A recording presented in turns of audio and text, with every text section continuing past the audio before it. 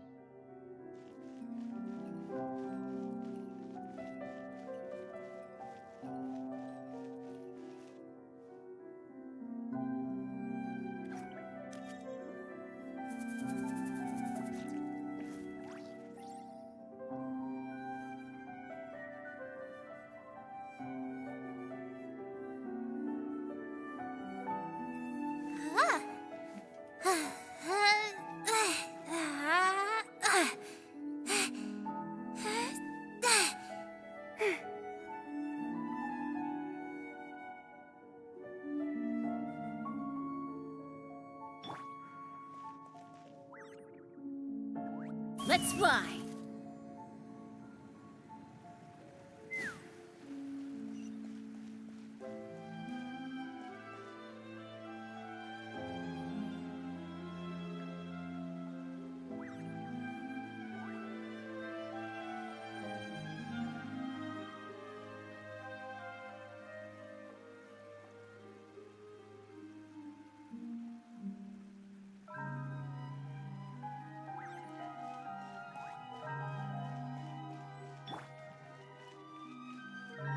Shower me with praise!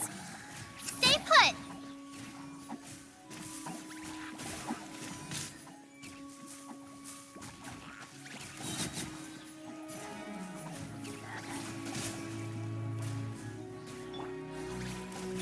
This one's got your name on it!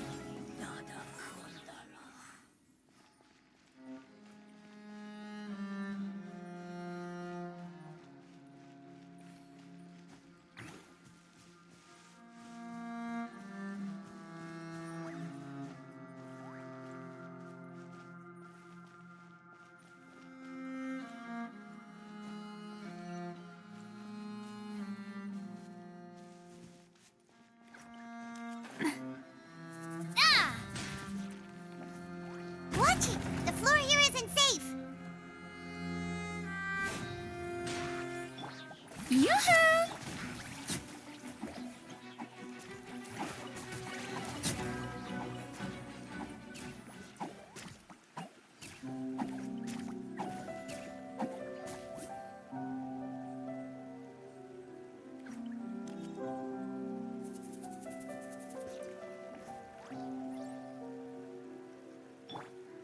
Take me up!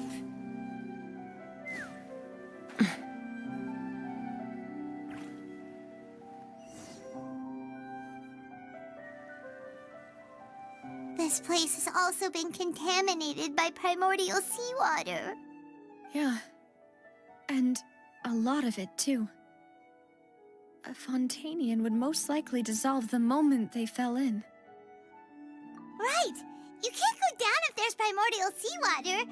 It's too dangerous, and it won't be any help for you to just stay here. Don't get Paimon wrong. We're not saying you're useless. It's just that... No, you're right. I can't do anything in this situation. I'll leave this to you.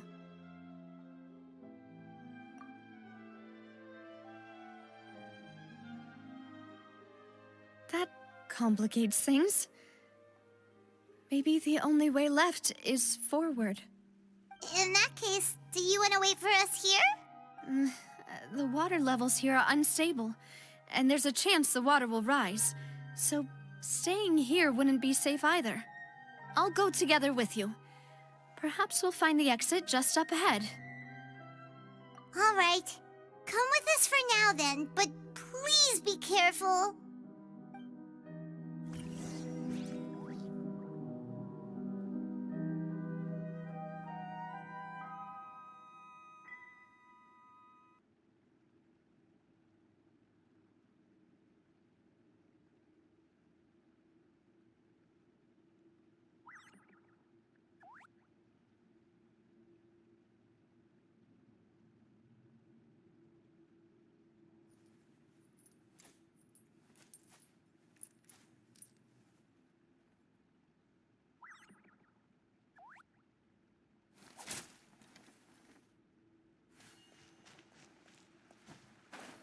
Oh no, it's a dead end!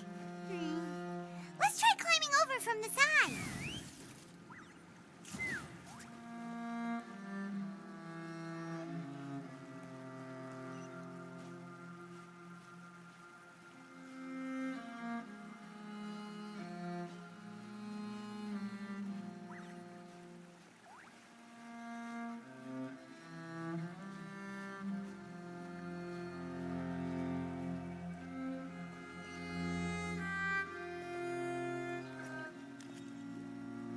Take me up!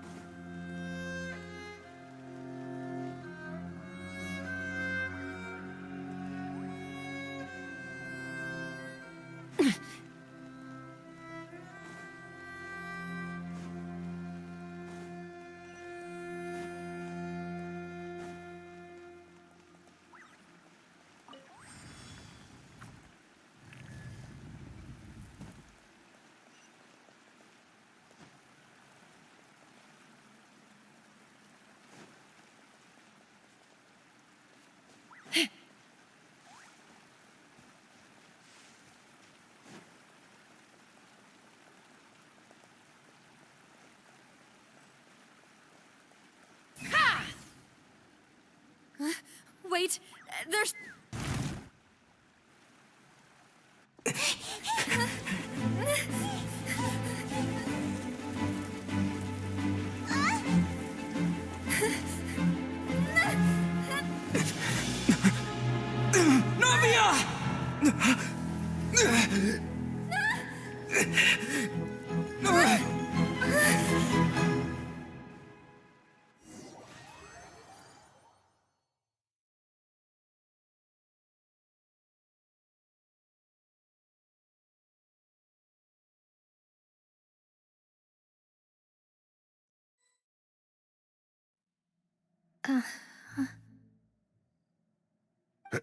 Demoiselle?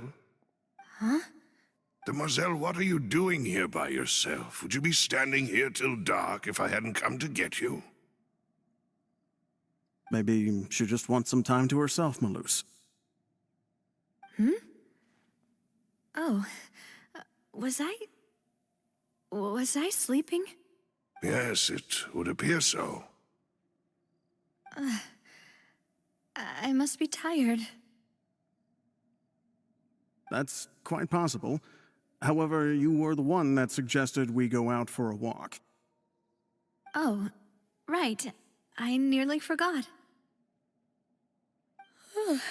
It must have slipped my mind when I dozed off. I haven't had a nap today yet. Have I? This is a familiar feeling, yet something's a little strange. Is something the matter, Demoiselle? Oh, no. No, I'm fine. I was just trying to recall why we came out for a walk. Do you remember Mr. Giverny? He'd requested our help before with foreign merchants who had a debt dispute with him, and we'd resolved the matter not long ago. We were headed to see how things were going with him at the moment. Ah, right. Yes. I remember now. Oh, Miss Navia. Ah, Mr. Maloose, and Mr. Silver, too. It's good to see all of you. have you been? I've been great. Thanks to your help, those bothersome merchants finally realized that I wasn't the one they were looking for. Why, I wasn't even the guarantor for that person.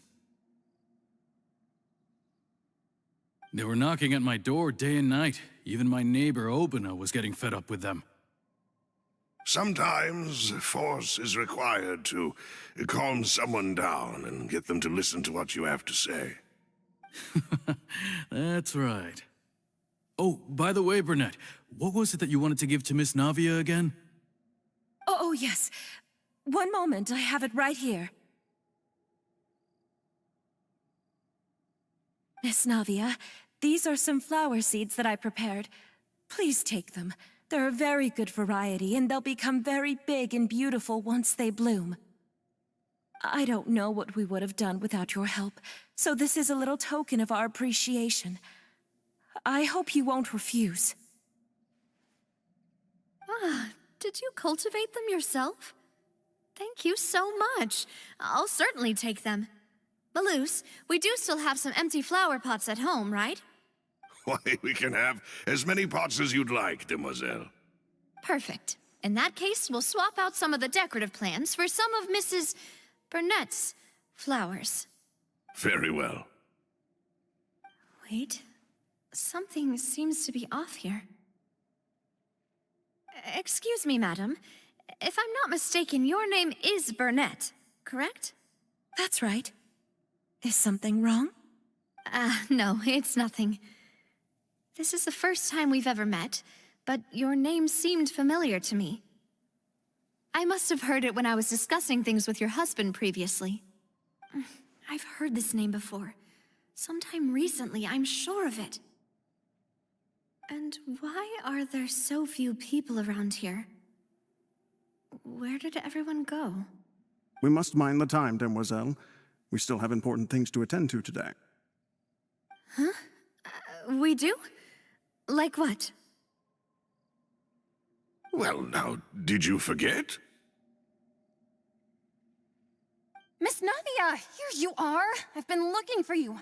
Please, come to the Opera House. Your trial is about to begin. My trial?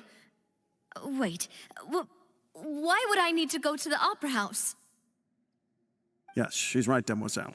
It's just about time now, so we should get going. Oh? All right then.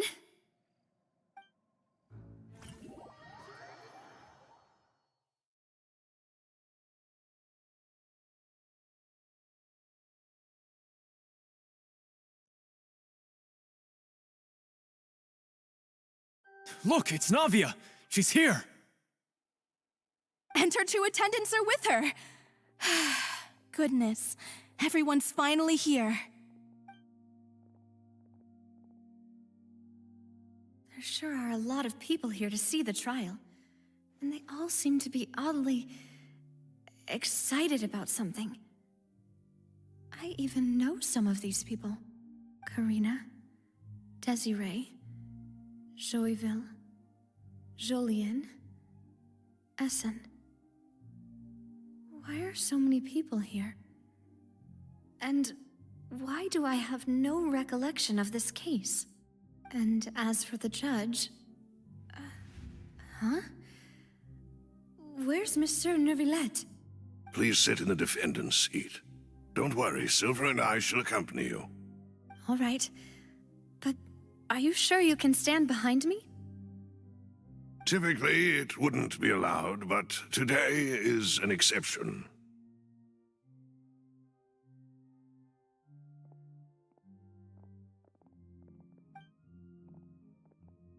Hey, what kind of place do they think this is? Come on, do they have any idea what they're doing? Seriously.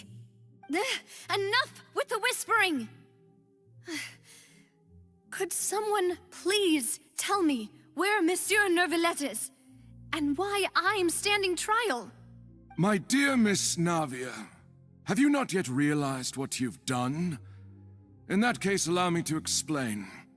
As all here know, you are Master Callus's successor, the head of the Spina di Rosula, someone held in high regard by every soul in Poisson. After you took over the Spina, you treated all of us just like the late Master Callus had. If anyone in need reached out to you for help, you responded. Not only you, but your butler, your subordinates, nearly everyone in the Spina di Rasula fought for the well-being of those in Poisson. Wait a moment. Aren't you just proving that I'm a good person? Yes, correct. Absolutely right. And that is why you stand accused. You have helped so many people get through so many difficulties. You are one with us. We are inseparable. We are one big family, all of us who are from Poisson, inextricably linked. And with you being so important, we couldn't possibly do without you. Therefore, this fair and honorable court shall declare you guilty, and you shall stay here. You will be together with us forever. Huh? What are you saying? Everything you have said is correct. I have indeed done a lot for my hometown, and I would be willing to be with you all, but what is the purpose of having me stand here like this? What is there to discuss? Ah, well, if that's what you think, then I have no further comments. How wonderful, Miss Navia!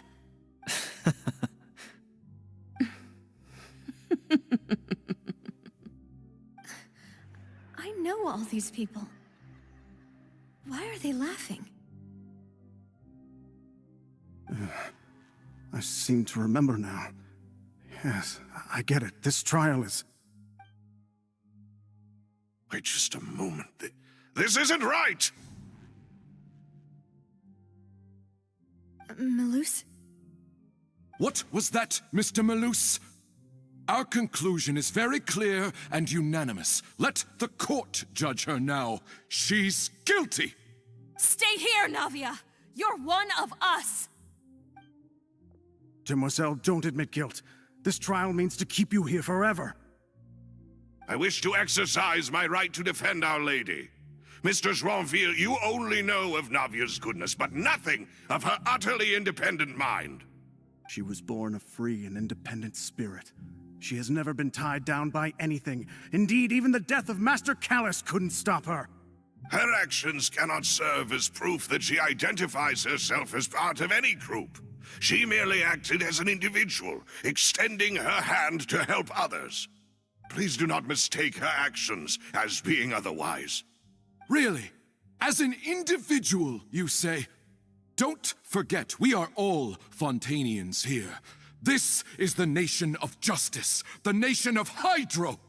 Even if Miss Navia only voluntarily rendered her assistance, that doesn't change the fact that her beautiful soul must return to everyone. Water accepts all, blends with all. It will surely accept her kindness. Everything is measured here in the nation of Hydro, and in the end, everyone shall meld together. Thus, when a unanimous opinion emerges, that opinion represents justice. Now I speak for everyone. Our opinion is consistent. Navia should stay. We and Navia are one. And you would call this justice? Preposterous. You are merely jealous that Demoiselle still has a chance to exist as an individual. Have you forgotten how much you all once longed to become individuals, to become independent? Do you mean to defy our justice? If your justice is flawed, then why should we acknowledge it? As you said, we can also have our own justice. Silver and I shall defend Demoiselle. And that is how we will enforce justice. Ugh, my head... it hurts. Demoiselle! Silver, it hurts. My head is spinning. All I can see is stars swirling in front of me. I remember now. Everything that seemed odd from the very beginning.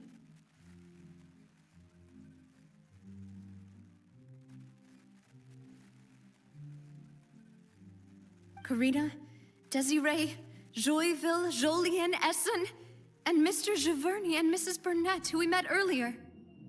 Even Malus and Silver. I don't want to admit it, but they're all dead. Don't be afraid, and don't admit guilt. We will protect you to the very end. Absurd! Who are you to say that she cannot be judged? We are the majority, and in the nation of trials, the majority is absolute justice. We are the will of all. Don't let them escape! We shall keep Navia here with us! Mr. Malus and Mr. Silver, must you be so stubborn? How could the two of you possibly hope to stand against the collective? Do not resist. This judgment is fair and just. Navia belongs to us. After all that happened, she should not be left alone in Poisson. What are you saying? No more excuses! He says we're jealous. Jealous? How could she possibly be an independent individual? What's with these people? Who's jealous of her? She belongs to us! Miss Navia, she... Silence! That's...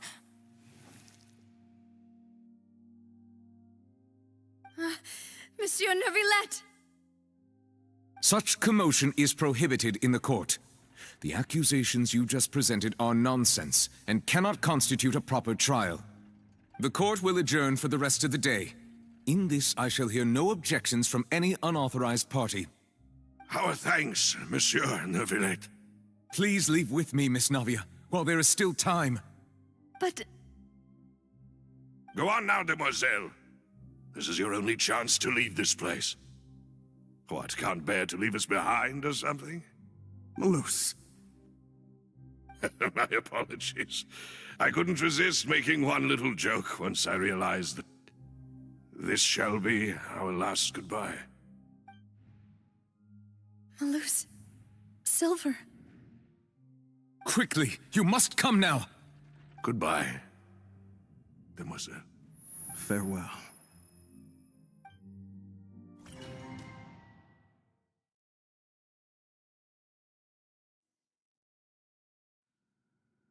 No, wait! Just a second! Navia? You're awake? Good. I must have been dreaming. Malus and Silver were still alive, and they were defending me at some insane trial. It looks like you're all right. Did all the sad feelings cause you to have a nightmare?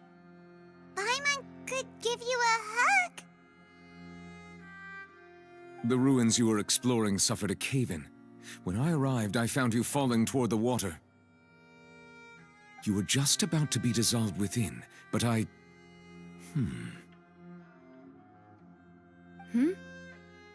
What is it? I think I saw two Oceanids protecting you. It was only for a moment, perhaps even a fraction of a second, but they gave me the chance to retrieve you. Were it not for their intervention, I would not have been able to rescue you before your consciousness dissipated. Wait, did you say Oceanids? You mean like what happened with Vacher?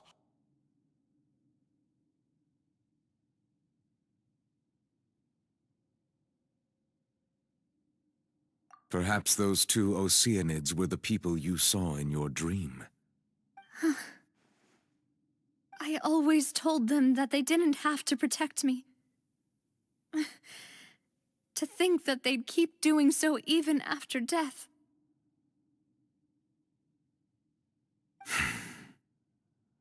Please come with me.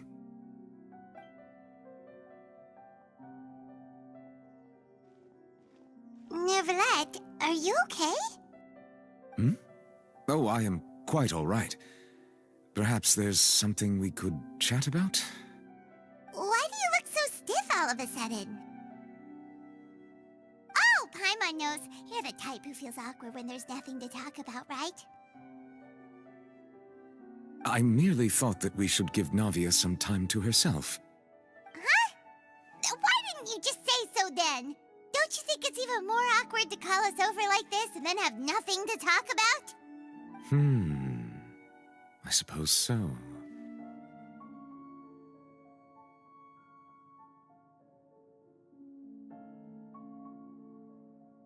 Ah, Sigewinne. I hope all is well with her these days. Her work in the Fortress of Meropide has not been too much for her, has it? No way, don't worry. She's doing fine down there. She's an amazing head nurse. I see. Well, that is good. I have always worried that Sigewinne would need a lot of time to understand the world of humanity, just as I have. Oh, and the Duke also says hi. Even though Sigewinne made him do that. He hopes that you haven't been overwhelmed by all that's happened lately. Thank you.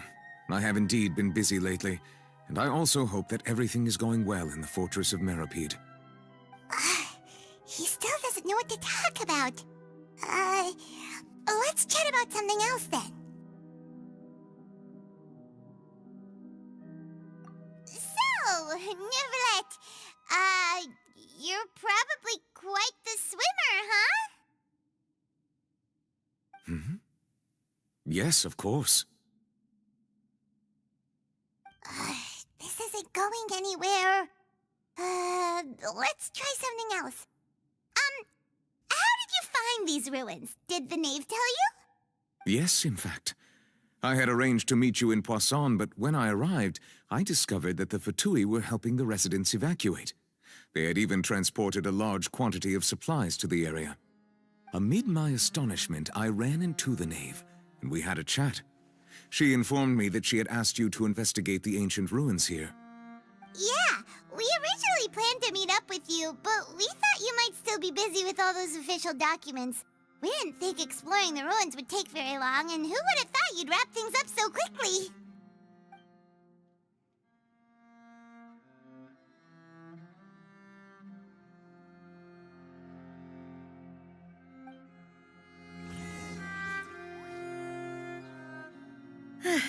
I'm sorry to have kept you all waiting like that. I'm feeling much better now. I guess we should get going again. Will you come with us, Monsieur Neuvillette? Yes, if you wouldn't mind my company. All right! Another one joins the party! Let's get going then! Strike a pose! Don't be scared!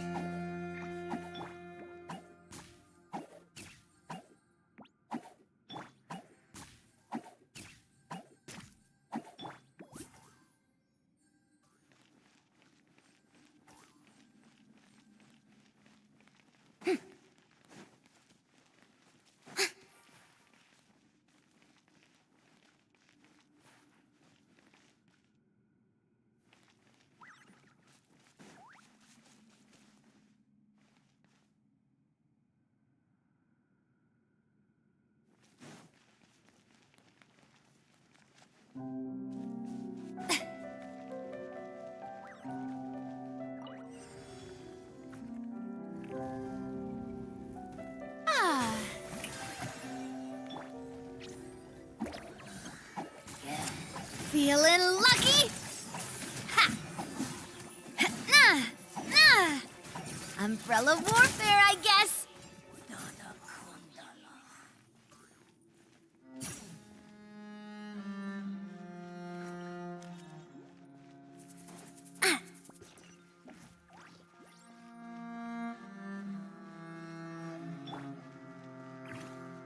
Let's fly!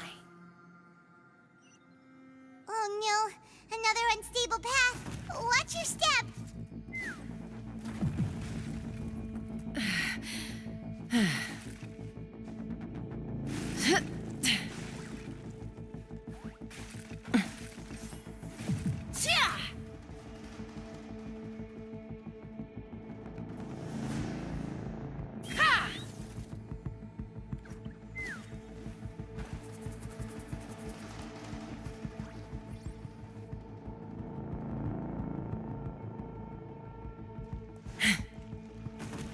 Let's fly.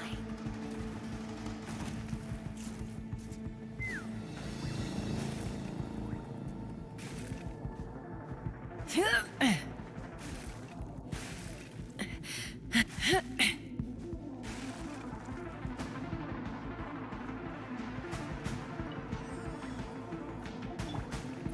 me with praise! A proper send-off! From the Spina with love. Watch out! There are rocks falling over here!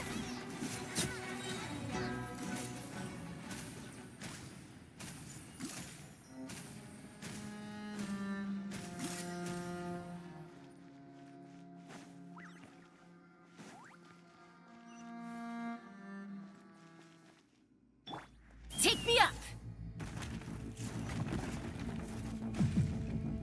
It seems we're almost at the top. Keep it up!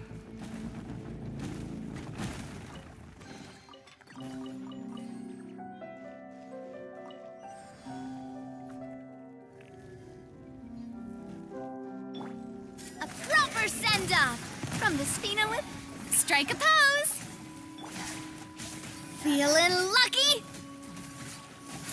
Coming at ya! Ha! Hiya! Feeling lucky? Ha ha! Ha! Let my name echo in song! Pain, pain, go away! Ugh. Ah! Watch out!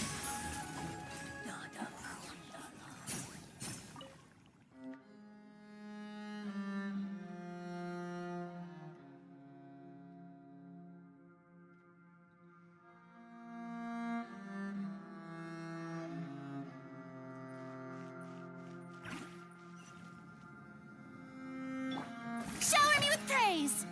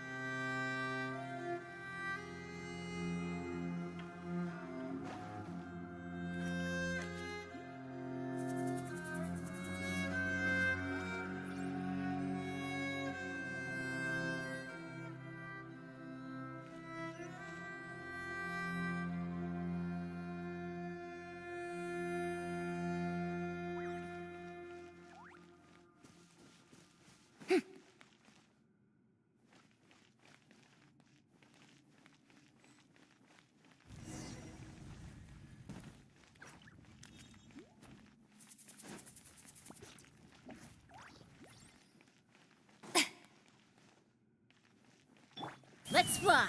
Giddy up!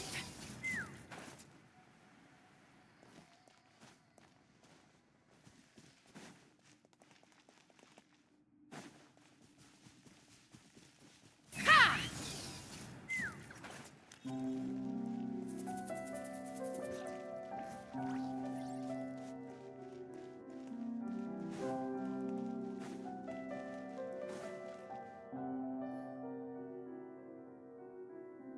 Looks like we've reached the end.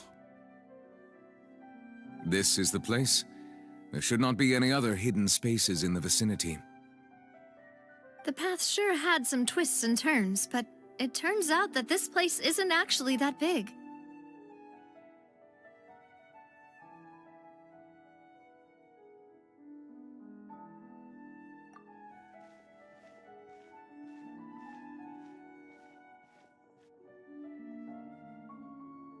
Stone slates. It seems like they were put here as an offering. Could we take them down and have a look? Perhaps we should just leave them be for now.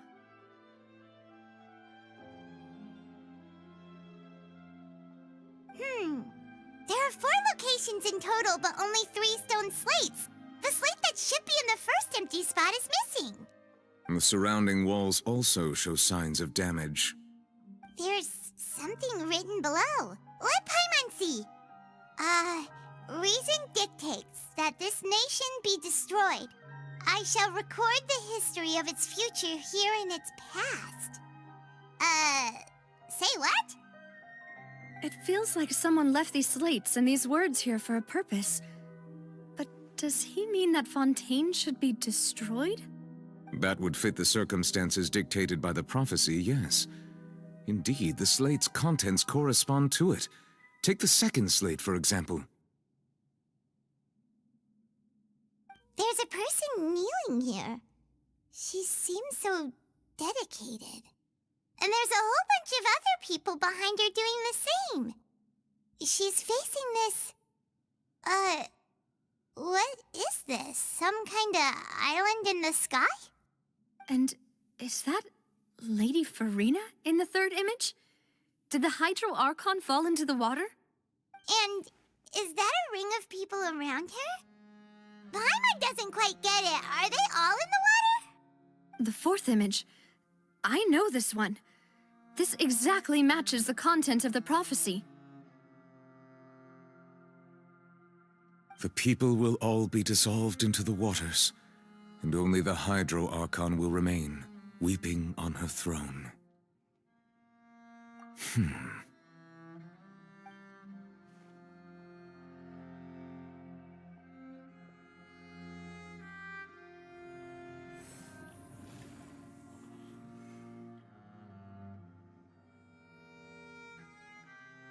More information should be hidden in these slates, but I fear I cannot easily uncover it, most likely due to us missing the first slate. I am very sorry. Don't blame yourself, Monsieur Neuvillette. Deciphering ancient stone slates isn't one of your duties. Ooh, Paimon's getting the chills just looking at these slates. This says that it's the history of the future, right? That means the prophecy's sure to come true. I really hope it doesn't mean that. Still, Paimon feels like these images are kind of weird when you look at them together.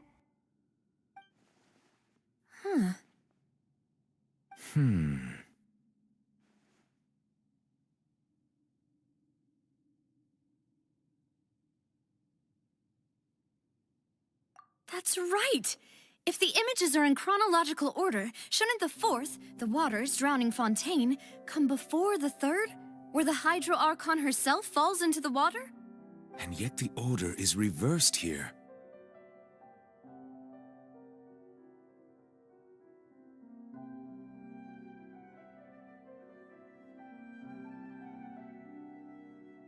If we go by timing, Lady Farina only emerges in the third image. That means that the person in the second image might be the previous Hydro Archon. Egeria, then. I had never met her, but her appearance here does match the records. The previous Archon kneeling before the floating island in the skies, as if confessing a sin. Did she herself commit that sin? And if not, why would she be in such a posture? Also, I'm still wondering why these ancient stone slates are here at all. Judging from their contents, could this place be the origin of the prophecy? Does that mean that someone, or some people, once saw these slates? But who would have created these slates and left these words here?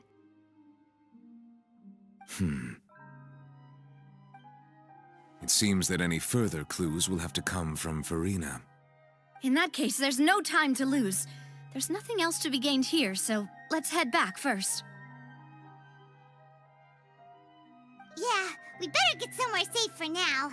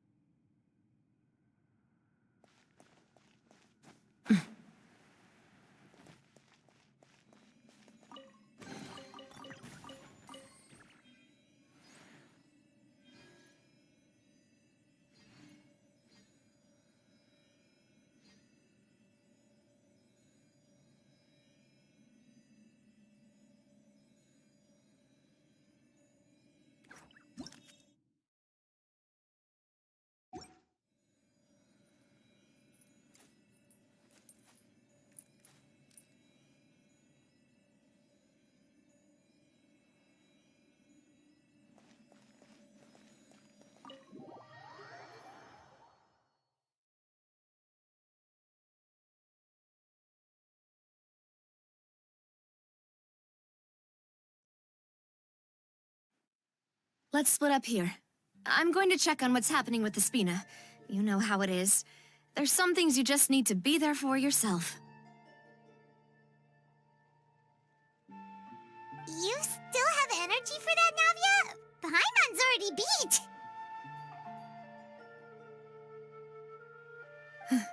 Just head back to the Fluvsandra and have a rest then. Thanks for keeping me company all this time. I'll depart as well. Thanks for your hard work today. Rest well, everyone.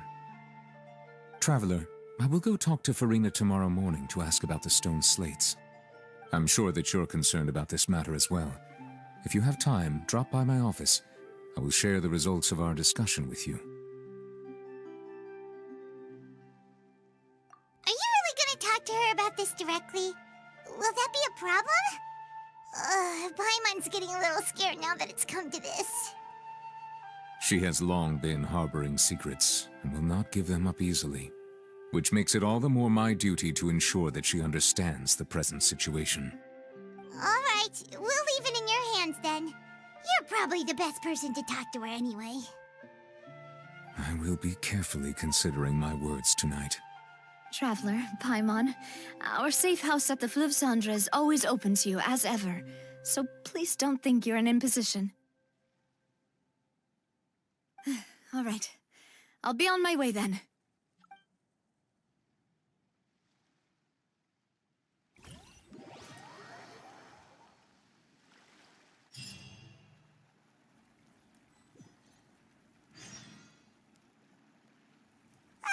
We're finally back! Welcome back. We've got a special menu prepared for you two tonight. Yay! And there's good food too! Navi, no, the boss is the best. Ooh, desserts! Paimon's already starting to forget what happened today. Oh, that voice. Is that who I think it is? Huh? It's you two. What are you doing in Fontaine?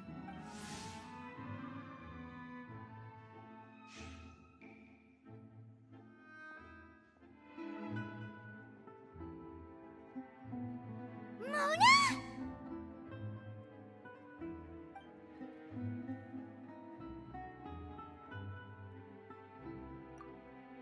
Seriously, nobody just uses a scry glass whenever they've got time to just see who they'll meet on the road. Still, we didn't expect to see you here. Wait, you're not a Fontanian, are you, Mona? Well, I have some business to attend to here, so I booked a hotel in the city. I was just out for a stroll when I bumped into you. Quite unexpectedly, if I might add. Why did you think I was from Fontaine, though? Is that because Magistus doesn't sound much like a Mondstadt surname? Yeah, let's go with that. Well, I used to have my own surname, which was, well, some other thing. Either way, the old hag told me when she took me as her disciple that the first step to being a great astrologist's pupil was to change that name. There was nothing for it, really. She really is amazing at astrology, so I changed my name to what it is now according to her wishes. To my surprise, however, Magistus is not the name of some ancient house or clan. It isn't? Nope. Although it is used by us in place of surnames, it generally just means great. Wow! Imagine including a boast in your name. Wait, are you gonna have to put that into your genealogy as well? I reckon so. In any case, I'd give my disciple a name like this as well, if I were to take one.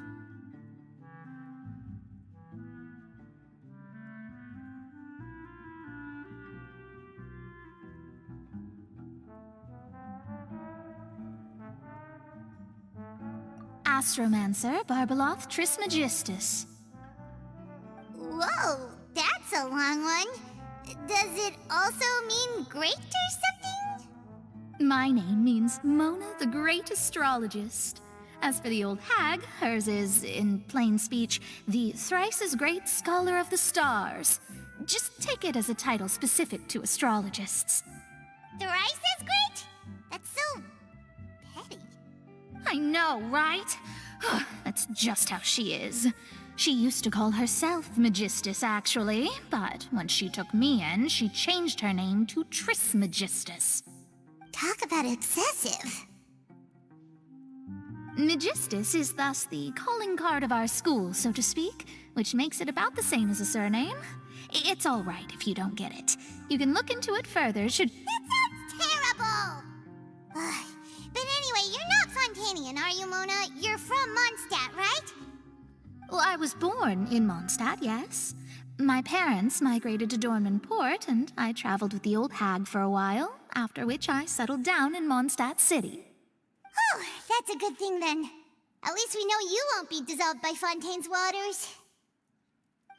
Speaking of that, I'm sure you're aware that a bunch of things have happened here in Fontaine, right? I know you're not a local, but I'd avoid getting too close to any water that looks strange all the same. There's something ominous about it. Well, the water, I mean.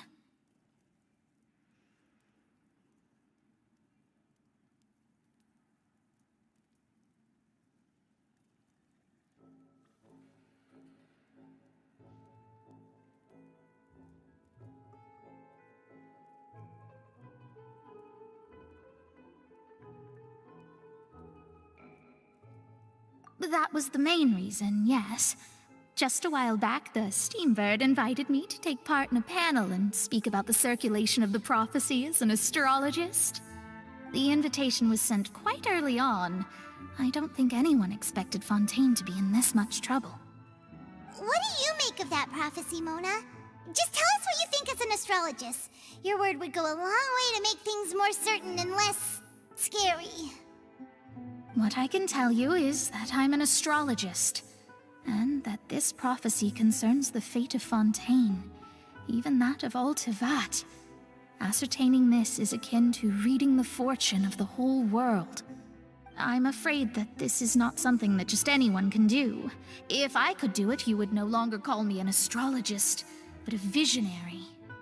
But on the flip side, the prophecy is so huge and powerful that it must surely come from a powerful visionary. Its contents involve the fate of the world.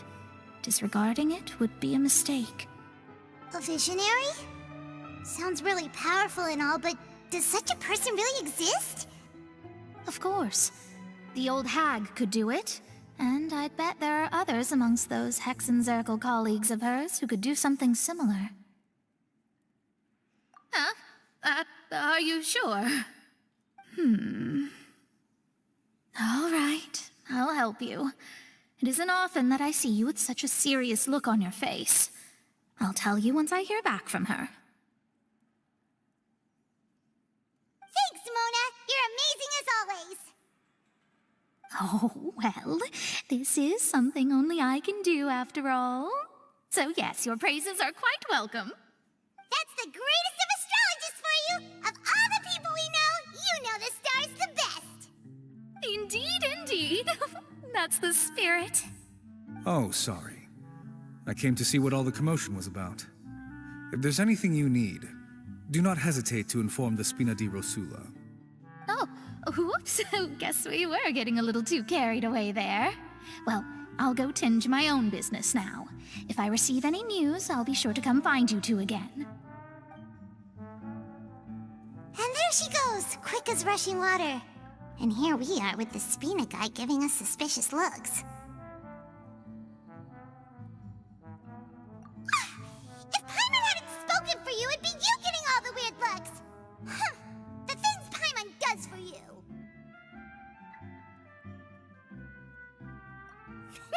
That's more like it.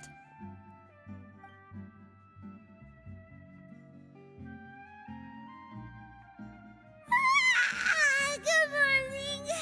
To be honest, Paimon's still feeling kind of sleepy. But it's time to get up, traveler. We agreed to go see Neuvillette, so let's pack it up and get going.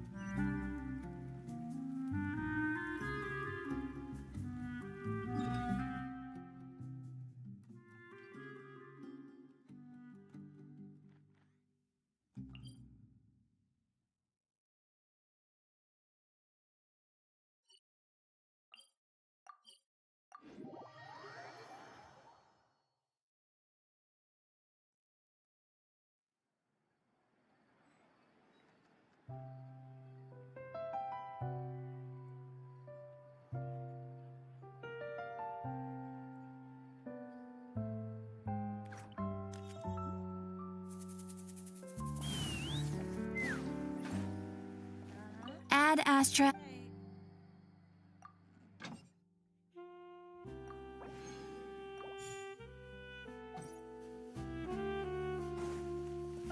Exactly.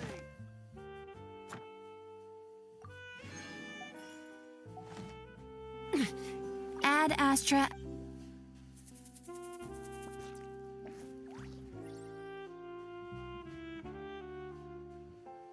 Thank you for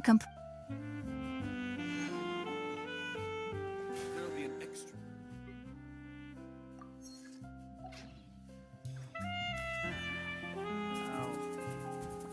I'll think about it.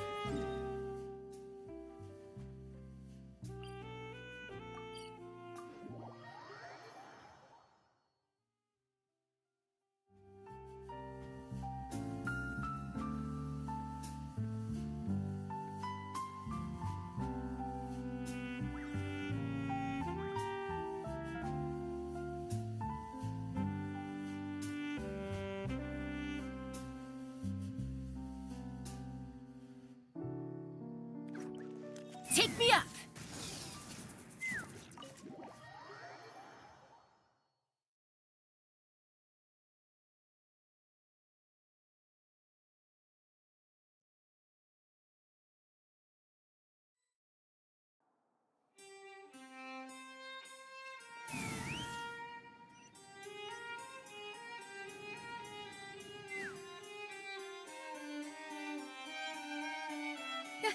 You're here!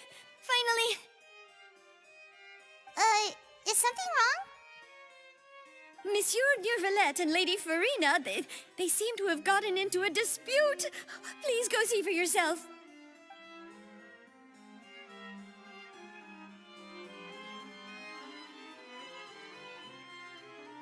Like I said, I've already explained everything. And yet the problem has not been properly solved. There is little space for excuses between us. It is not my intention to offend you, but please, tell me where you stand. You are the Hydro Archon Focalor, are you not? Look at this. This is a list of the victims from the recent Poisson incident.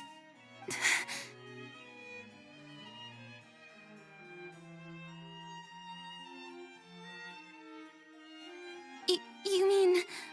they're all... We did not arrive in time to avert this disaster, and I will not have it happen again. I will say this once more. You must tell me everything you know. Yesterday, I found 3 stone slates in some ancient ruins near Poisson. Do you know anything about those? Seriously? You're questioning me like this is a court case now. I don't know anything about that. But you found them in some ancient ruins, you say? That's correct, which is why I came to ask you some questions. There should have been 4 slates, but one of them was missing. The other 3 feature different images that seem to correlate to the prophecy. The prophecy? The second of these slates depicts the previous Hydro Archon Egeria kneeling before a floating island in the sky, as if confessing something. Do you know nothing of this either? I don't. I've never seen such slates. I'll ask you again. Do you really have no information regarding the previous Archon? My deciphering of the slates indicates that the Hydro Archon Egeria once had to confess to, or apologize for, a certain sin. If anyone would know about it, it should be you. All gods don't have the same secrets, you know. She was herself and I'm me.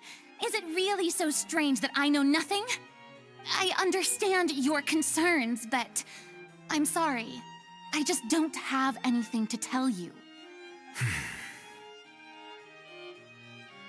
Forgive me for saying this now, Lady Farina, but I have long known of your various secret investigations into certain matters.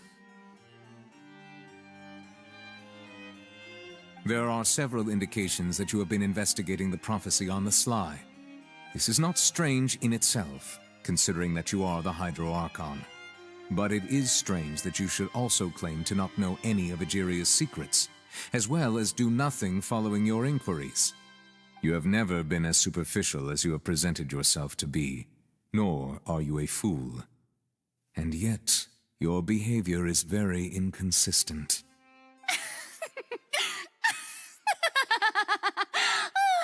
So you've been watching me all this time, have you?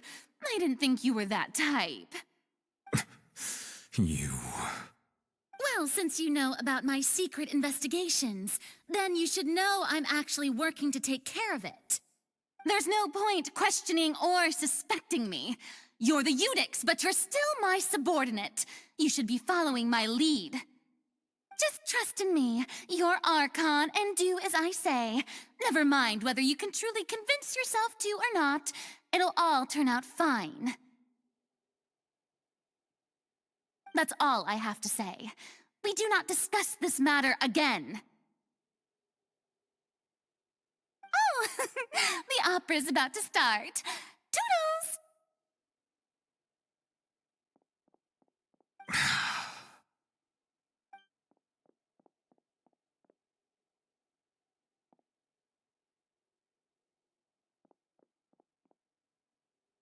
Did Farina not notice us standing by the door?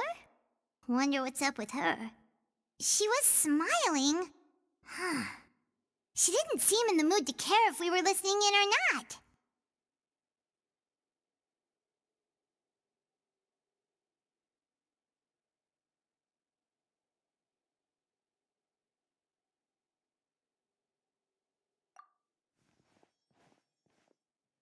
I assume you've been outside for a while now?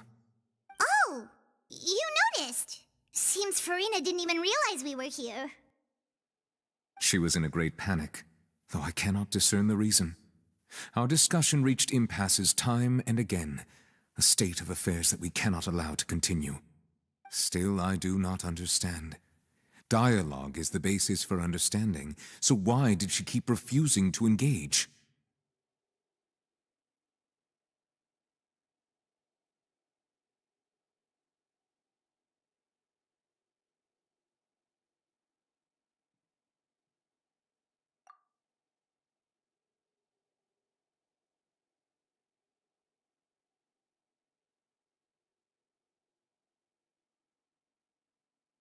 Everyone in her inner circle has noticed that she is hiding some secret. The issue is her attitude. I fear that she will not reveal anything unless absolutely forced to. We may have to create a situation in which she will have no choice but to speak. Oh? Like what? Normally, people will only reveal the truth when standing trial. Perhaps we must have the Hydro Archon experience just such a scenario. But Farina's seen so many trials, and she's really good at dodging questions. How do we make sure that she won't just slip away at the first chance she gets? We will need to consider this thoroughly, join forces with various parties, and then do what we can. If at all possible, I would prefer to recuse myself from this affair, but we must prevent the prophecy from coming to pass. This may be cruel to her, but all Fontaine is in crisis. The information a god possesses is too precious, and so we must take a chance on this.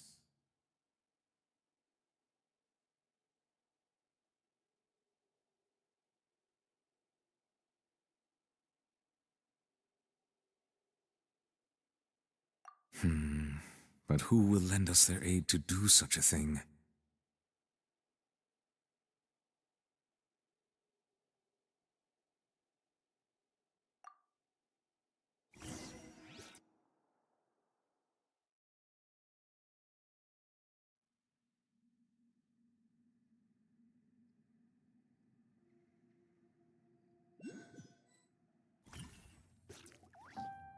Well, that's everyone, huh? Speaking of which, it was pretty smart of you to think of hiding here. Poisson was just involved in a disaster, so it's presently devoid of people. That naturally makes it the best choice. And here you are drinking tea like it's the most natural thing in the world, huh? That's what family should do. Sit and enjoy a leisurely time together. It's nice to enjoy tea here, you know? Care for a cup? Come, lend me your ears, everyone. Or perhaps one of you might like to start us off. How about you, friend? Me? No, I don't think I can. Then, how about you, good sir? I fear that I will cause the mood on this boat to become as somber as it is in court. Well then, I guess we're lucky we've got a local like me to organize things. Wonderful, the spotlight at last. I guess I'll be facilitating things from here. That was a little long-winded, don't you think? Oh, you might be right. Anyway, to cut to the chase, our friend here, the Traveler, has brought us together to discuss something. As for what that is, well, let's start by saying that we'll be pooling our efforts together to create a series of traps. Oh, how intriguing. Well, it's just an expression, really. One that I just learned from Chlorand, and used on the spot. So, let's invite her to explain in detail. A round of applause, please.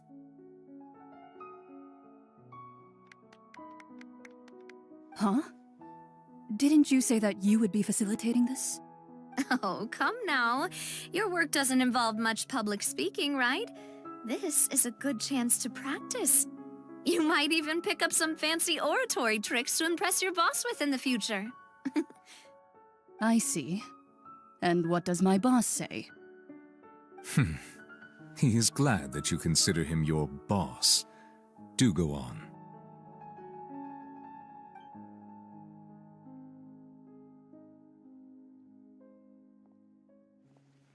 In that case, do any of you have experience hunting?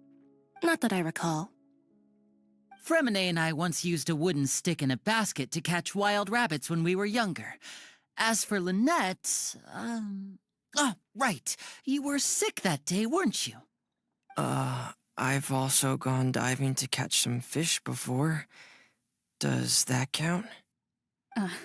I'm afraid not. You may or may not have heard, but Fontaine once played host to a group known as the Marechaussee Hunters.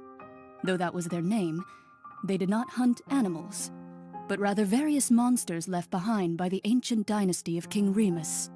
Today, Fontaine's monster population has already thinned greatly, so the hunters have blended back into society, taking up arms in other lines of work. They even left a unique methodology of hunting in their wake. A trap comprises of the following components: bait, a trigger, and a containment device. Sometimes a lethal implement will also be necessary to deal with the prey. So, if we were to build a trap together, right now, what would you choose to build it with? For me, I would prefer something basket-shaped. Pigeons and rabbits will see the bait and naturally enter the snare. Our line of work requires a deft hand, and we're some of the best in the industry, so you can count on our techniques. You used some of those techniques while moving the people of Poisson, didn't you? My subordinates mentioned that you even performed some magic for the bawling children. Yes, and I even managed to gather some intelligence in the meantime. I'm quite the multitasker if I do say so myself. I'm afraid I can't claim that as my strong suit. I prefer more stable methods, like placing bait in the water and waiting for the fish to come within reach. That's the kind of method I would count on. Calm and steady. Exactly the kind of person who would catch loads of fish. And I can be their assistant. With discretion, I'm sure. I'd probably use some sort of mechanical animal. Papa once bought me some small clockwork squirrels, mice, and such. When placed in the forest, they can attract others of their kind. I remember that you liked those too, didn't you? I did. And that would be a good way to go about it. If they're realistic enough, animals of the same kind will follow them all the way to the trap. What about you, Monsieur Neuvillette? I fear I do not have any related experience. That makes sense. You usually solve problems directly, without the use of any such tricks. But I do have one more question for you, monsieur. If we were to create a trap now, how would you design it? I would like for it to be effective, but bring no harm to the prey. A more gentle trap would be ideal. Kind, as always. However, our intention doesn't necessarily change the containment device and the type of implement we need. If we wanted to kill the prey in one strike, we would need a powerful implement. However, that also goes for prey that must be captured and safely contained. Wait, why's that? Only a hunter who's a true expert at subduing their prey can snare it without harming it. The line that divides life and death is often exceedingly thin. So are we going hunting together? Huh. We hadn't thought of seeing ourselves as hunters. It kinda works, but maybe it's still not the best metaphor. If our means of capturing and dealing with our prey is to put them on trial, then the hunting metaphor is actually quite accurate.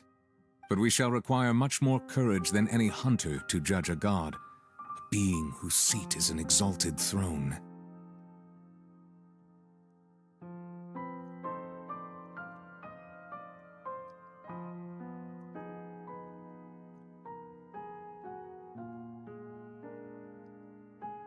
Oh, so that's what's going on.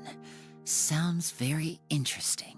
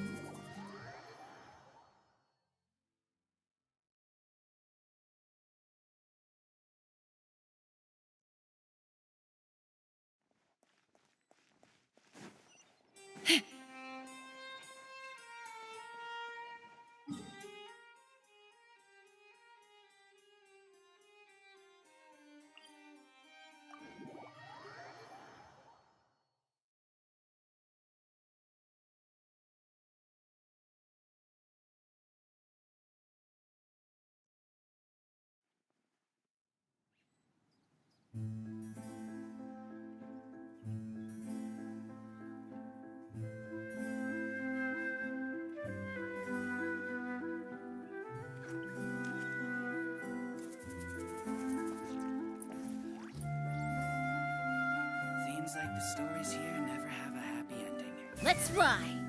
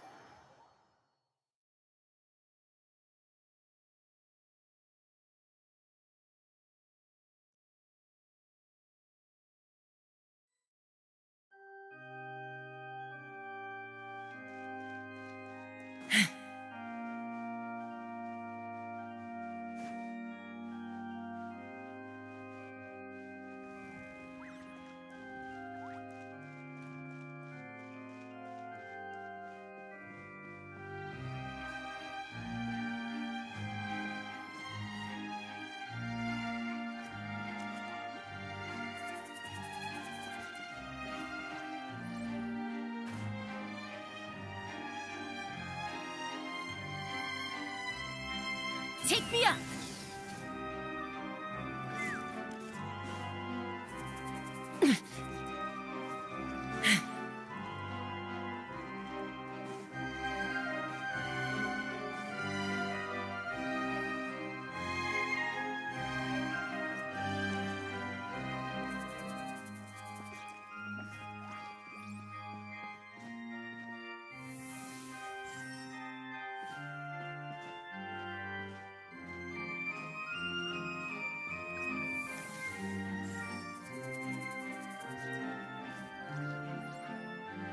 Let's fly.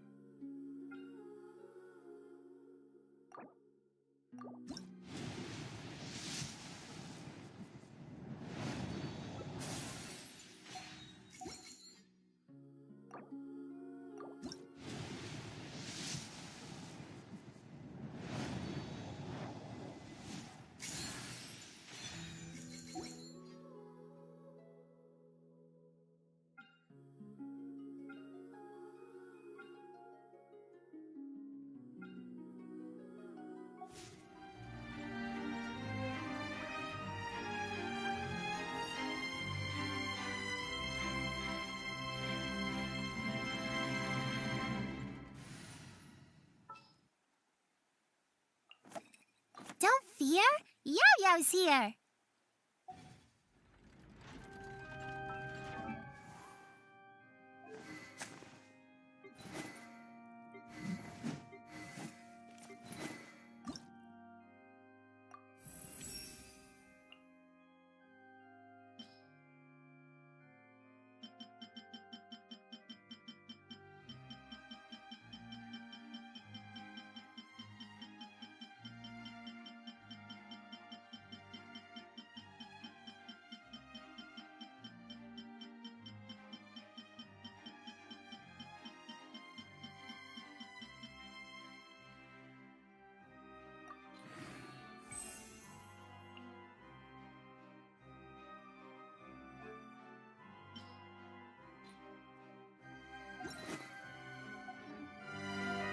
When you...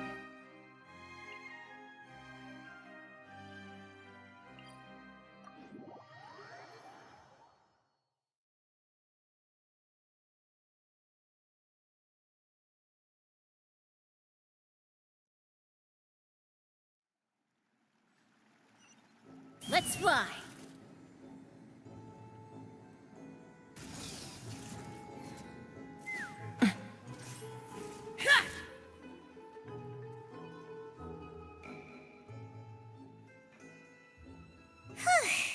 It's been a tough few days, hasn't it?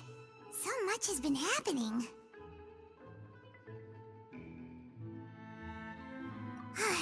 Paimon didn't think the meetings would go on for so long, but everyone seemed pretty fired up, huh?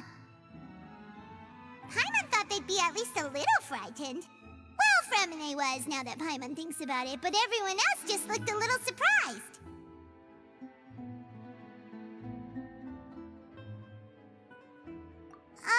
Well... It's hard to say. Paimon doesn't have any experience with this sort of thing. But with you around, Paimon sure will do great.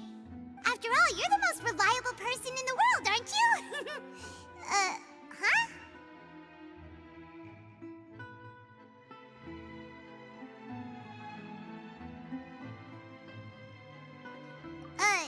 Did you just pour some tea? Paimon didn't notice you doing that at all. Then what's that? Paimon's never seen that cup before. Don't be frightened. I'm just joining you two for tea. I merely refrained from saying anything till now. Who's that voice? But there's no one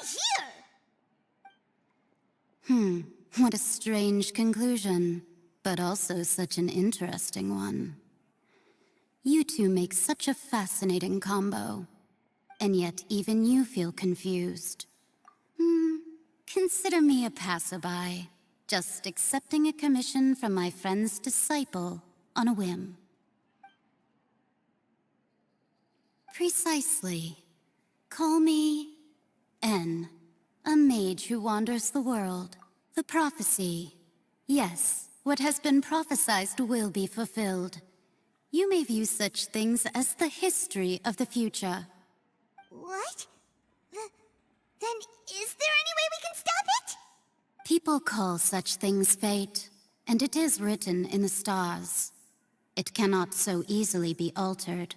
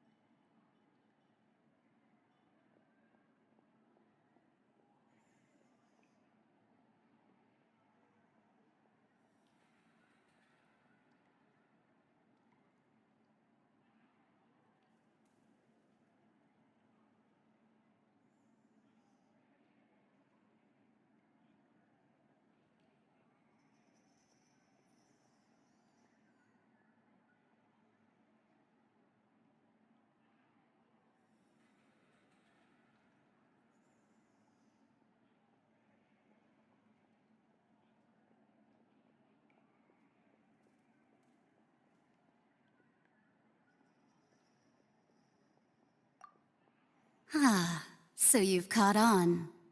Just as prophecies are usually only the future as seen from the perspectives of the gods, could things be happening in hidden corners where the gods' gaze does not fall? Are the things that you shall see different from the fate that the gods perceive?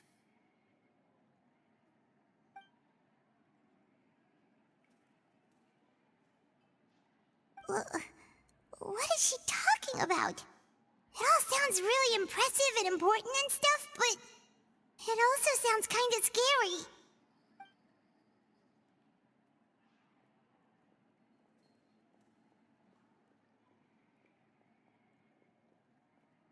I believe that you understand, right? Some things are insignificant, but others you must reach out to change. Ultimately, fate shall serve as your only guide, no matter what will happen in Tevat's future. All you need to do is to play your part. This was good tea, by the way. Thank you for your hospitality. Well, that'll be all for today. The voice. It's gone.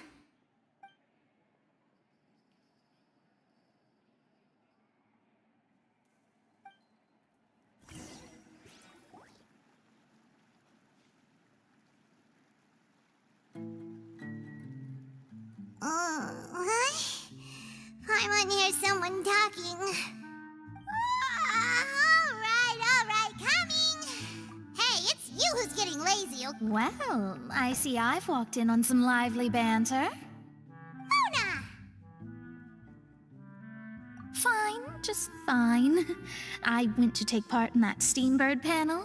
It turned out to be more interesting than I expected. Not all Fontainians are pessimistic about this.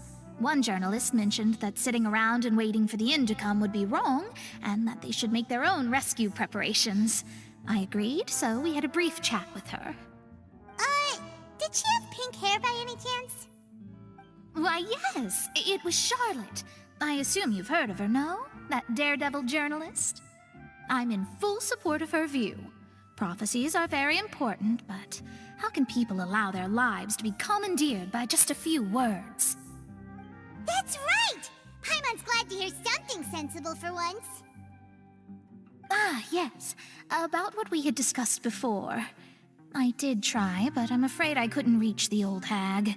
I'll try again tonight, but I wouldn't get your hopes up. Huh?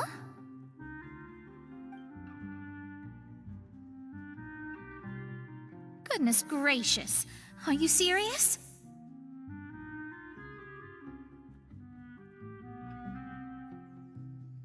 She said that even the god's gaze has blind spots.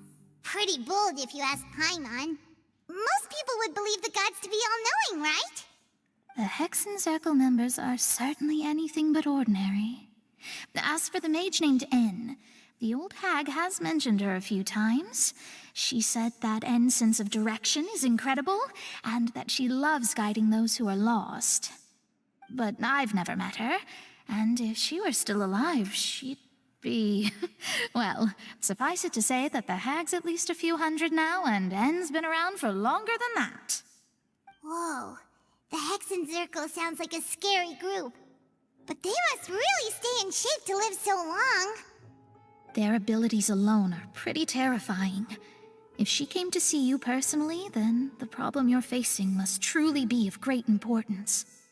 Well, it's not like Paimon could understand anything she said. Yes, she was quite cryptic, but I suspect she means that there is still a way to turn things around. She didn't say when or what that would be, though, so... Perhaps it is something that you cannot know right now.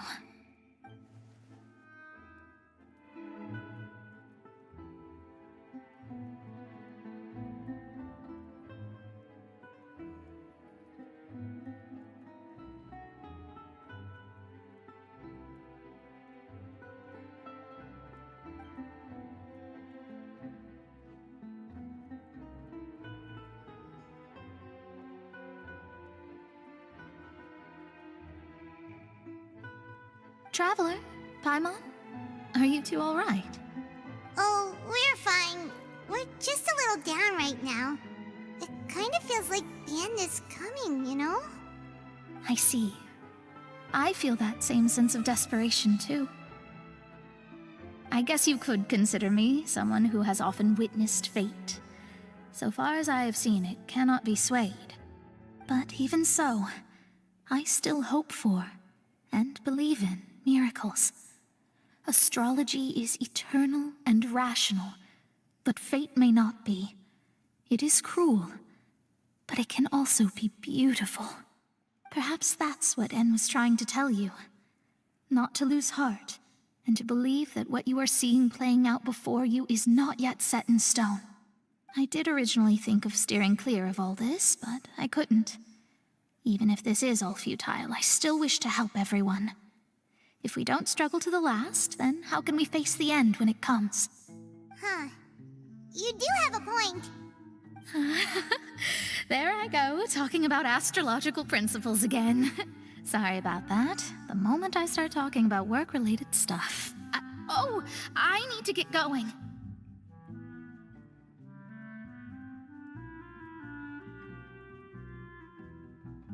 It was worth trying to comfort you, even if only a little. I believe that you'll help those who are struggling in the same way I did. I suppose that might be why we always seem to meet by coincidence. Paimon feels kinda moved by what Mona said, but also kinda sad too. Hey, Traveler, Paimon suddenly feels like going outside for a walk. Let's go. Let's walk around the city, shall we? There's a few spots we always like to walk by.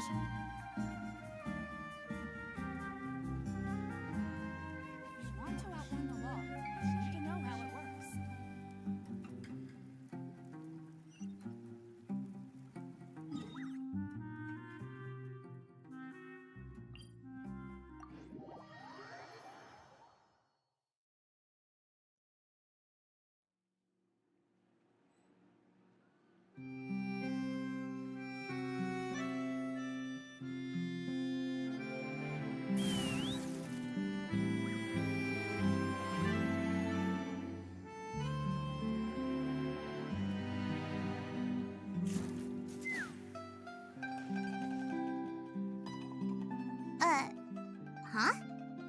Our names are written in this newspaper. What's going on?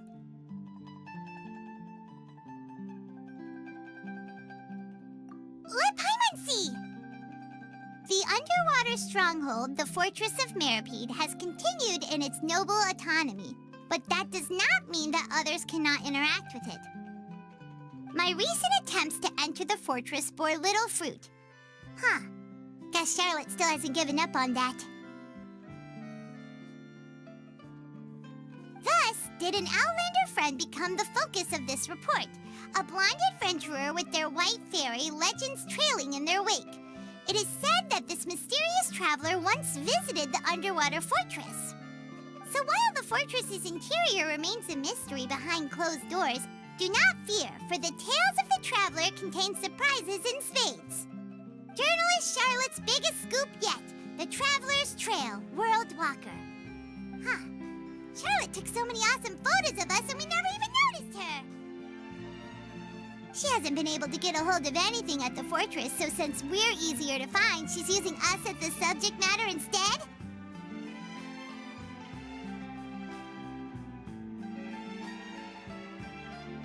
Ugh, seriously? Well, fine.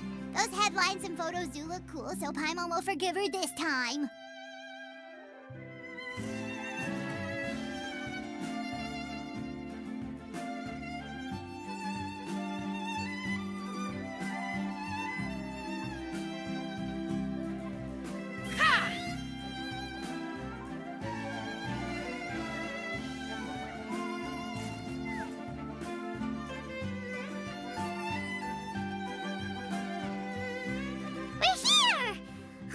Paimon's hungry.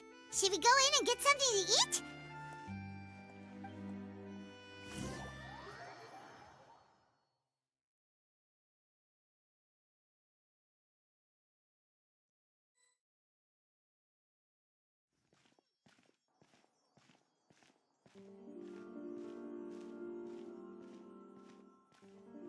Hey, quick! Look! That's the limited edition only 16 slices a day cake!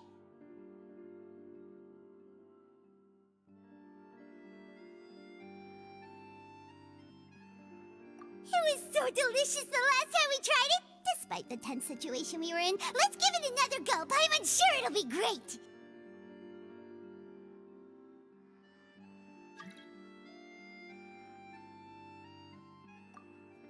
One slice of cake, please. Someone showed up after all. Oh, wait, you're the one from the Palais Mermonia. Oh, are you here to buy cake too? It seems Monsieur Nervalette was right. You really can eat. Wait, did he really say something like that? That's right. Even he has his own preferences when it comes to food. As for me, I love the cake and coffee here. Do you come here often?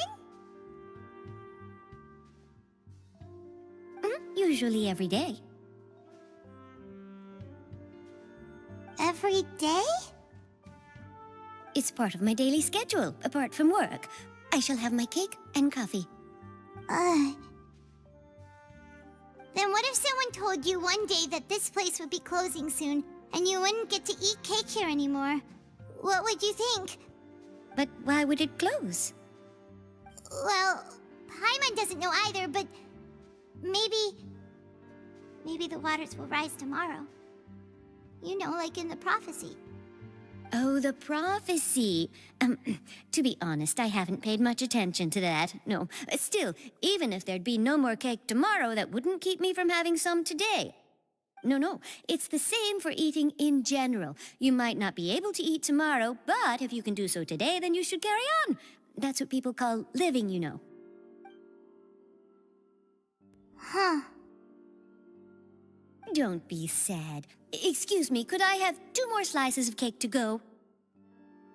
These 2 slices are for you. Sijuin said that this kind of expression you're making is what humans call being sad. Oh, you know Sijuin? I sure do. She was born before me, and she sometimes comes to the surface to teach us things about humans. She said that humans are creatures that are saddened easily, yes, and you can only lift their spirits by feeding them delicious food. So please try the cakes here. I've got something else to do, so I'll be going now. You two try to stay in a good mood after eating, all right? Bye.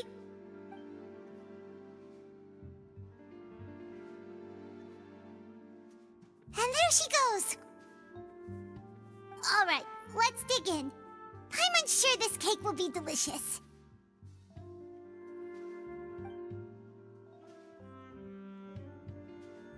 It's more delicious than last time, and the flavor gets even better with a sip of tea. It sure would be nice if we could come again tomorrow. Sure would be nice if we could always eat delicious food here.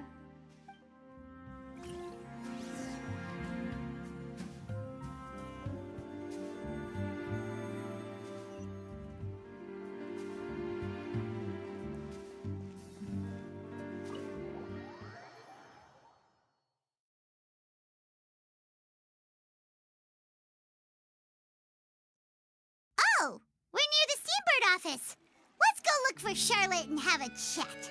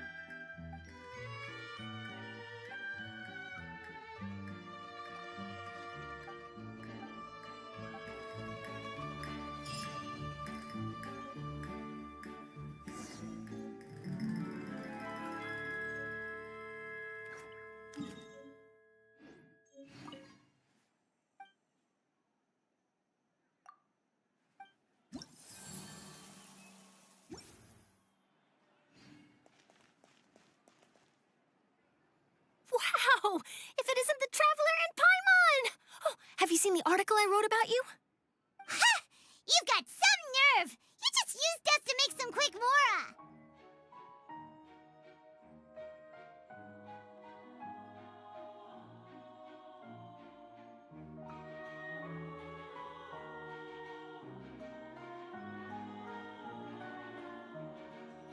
Oh, you needn't worry about that. I heard that you were in Poisson some time back, so I sent you a letter to discuss just that. It appears you didn't receive it, though. It's all right, though. I've set aside the amount intended for you. I've even set the table with some food. Really? Oh, you're the best! You're almost a little too easy to win over, Paimon. If I were a journalist with ulterior motives, you'd be in trouble now, you know. Oh, Paimon knows you're not like that. Still, what brings you here all of a sudden? Were you looking for me? A friend of ours met you a while back, and when she mentioned it, we thought of coming to see you. Her name's Mona. Ah, so you know Miss Mona as well. She's a guest columnist for our paper. Really good one, too. She's so young and already such a brilliant astrologist. So she mentioned me? What did she say? She said that you're a real daredevil of a journalist. Nice. In which case, can this daredevil journalist dare to request an exclusive interview with the legendary Traveler and Paimon? Huh? So your article in the paper today doesn't count? Oh, of course it doesn't. That was more like live photography. What I'd like to do is dive deeper and ask you to talk about the things you've seen and experienced.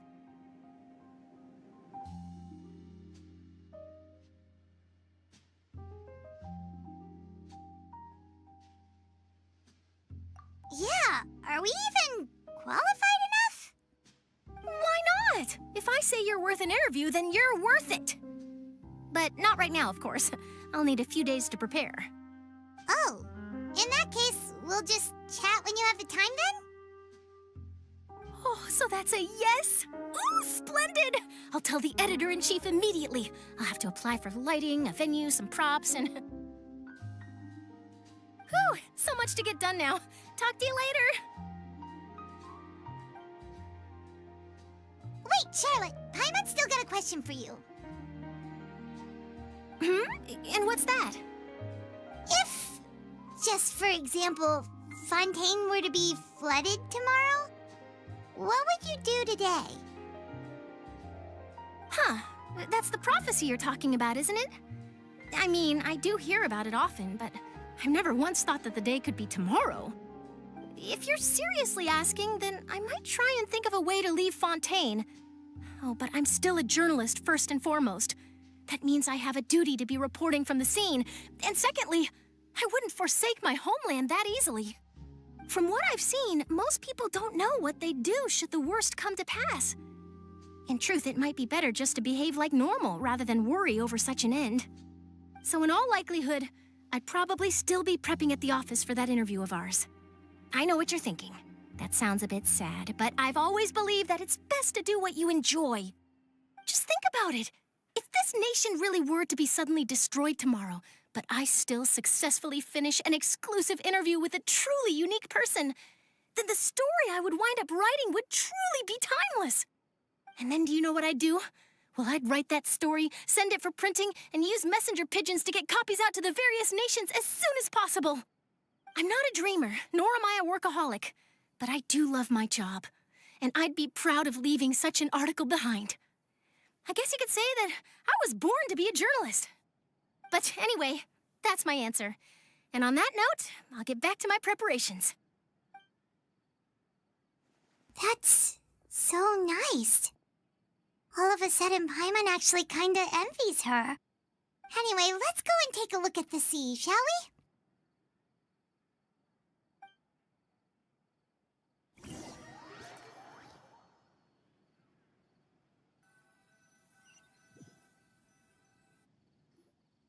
The sea breeze and scenery can be a pretty soothing combo, huh?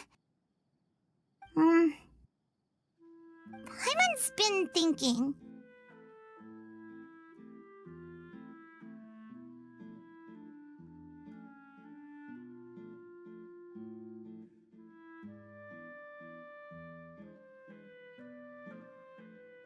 if it wasn't Fontaine, but all of Tevat that would be destroyed tomorrow, where would we go and what would we do? No, Paimon should ask, if you could choose, what would you like to do?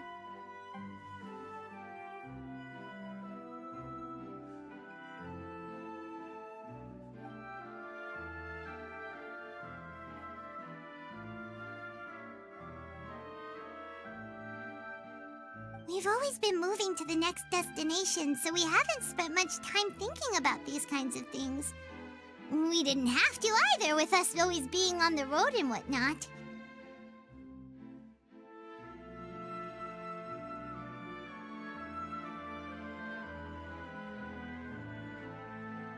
You mean, still traveling?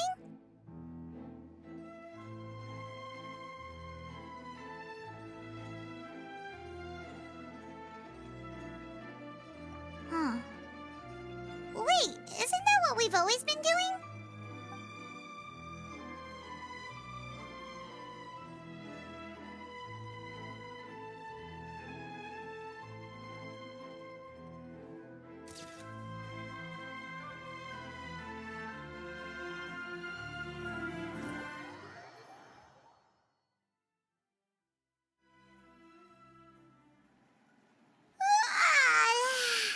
Feels like you'll grow mold if you stay here long enough. But it's still better than the Fortress of Meropide, that's for sure. It's not only damp there, but salty too. Ah, so the two of you are still here. Wonderful. Oh, you're from the Palais Mermonia, aren't you? Yes, I'm Isadora. Monsieur Nervillet sent me to look for you two before. I heard that afterward you went to the Fortress of Meropide.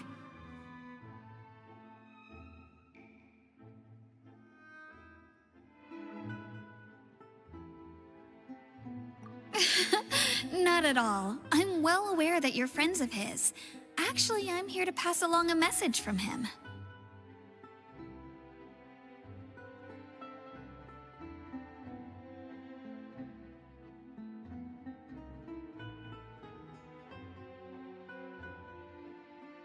Yes, inside the Opera House.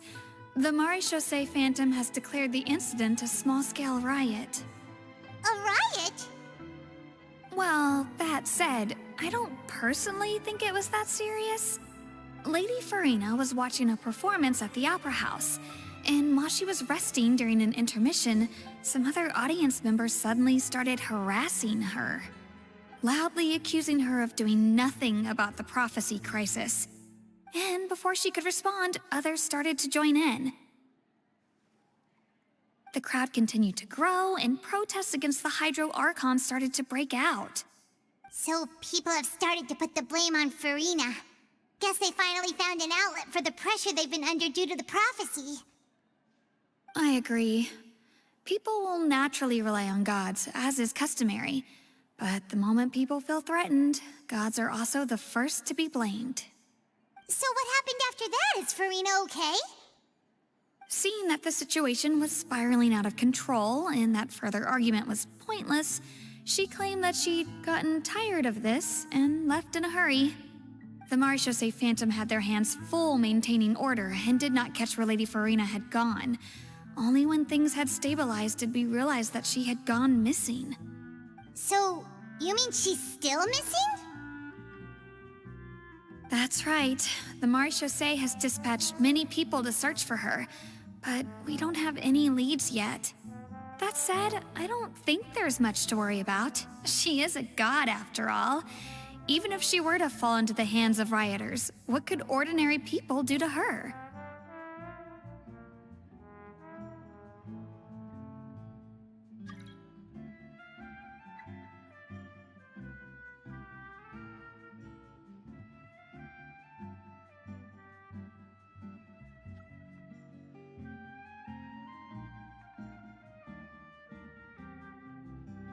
Good.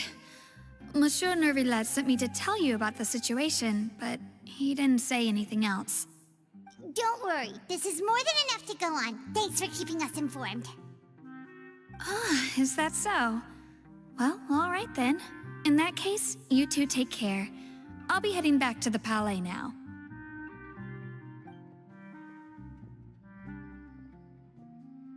Well, sounds like we should hurry over to Poisson then.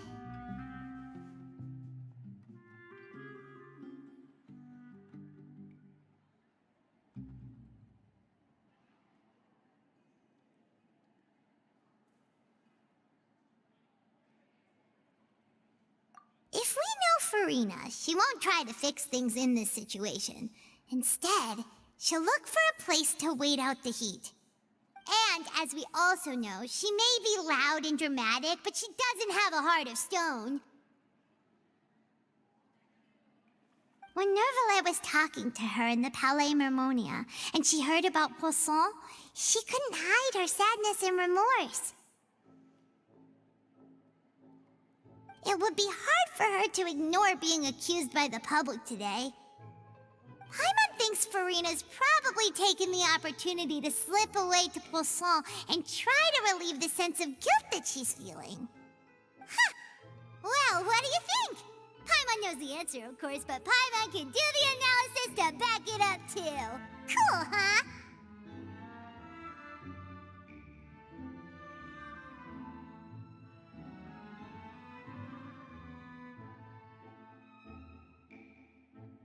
In that case, there's not a moment to lose! Poisson, here we come!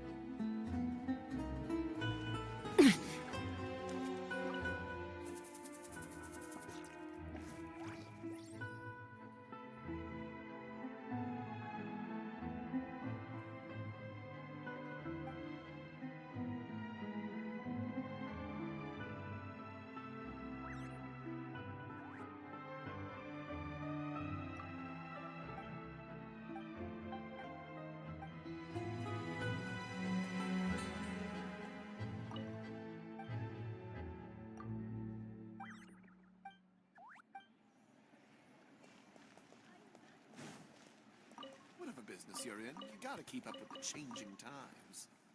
If you want to outrun the law.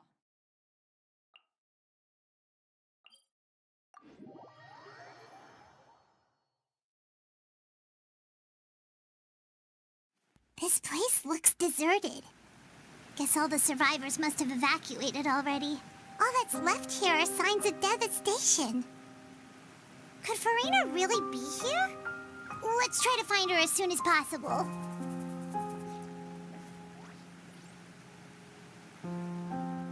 I wouldn't go any further if I were you.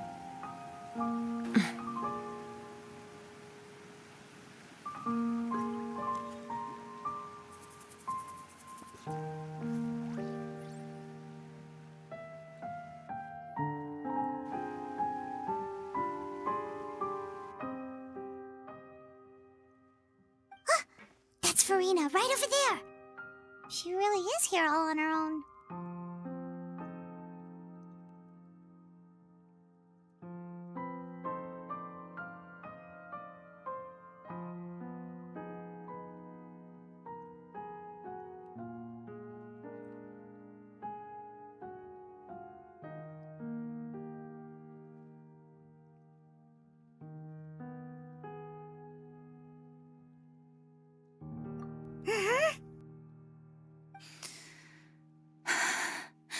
Should I just give up? This is all meaningless. What was meant to happen did happen after all. Everyone's dead. I'm sorry. I am so sorry. Give up, Farina. There's no point in holding out. I'm sorry. But what can I even do other than to repeat meaningless apologies over and over? Who's that? Don't worry, Farina. It's just us. So it is you, blonde traveler from another land. Why, I almost thought you were someone from that mob of my ignorant subjects, come to kneel and beg for my forgiveness. Farina, you were crying just now, weren't you? The tear stains on your face are obvious. What do you mean, tear stains? Oh, I remember. The show at the Opera House earlier this morning was so moving. I'm still trying to process it. Who did that uncivilized rabble think they were, disturbing my enjoyment of the arts? They even dare to tout their archon. I must teach them a lesson. I can just imagine their twisted and frustrated faces once they realize that I'm nowhere to be found. Oh, and I'm sure Nouvellette and those people from the Marche will say... of course not. Hey, there she is! The Hydro Archon's over there! Quick, after her! Farina, those people seem to be after you. They are? They're just some rabid fans who want to cut the line because that's against the rules. I can't let them get their way. Farina just ran off! Quick, we have to catch up with her!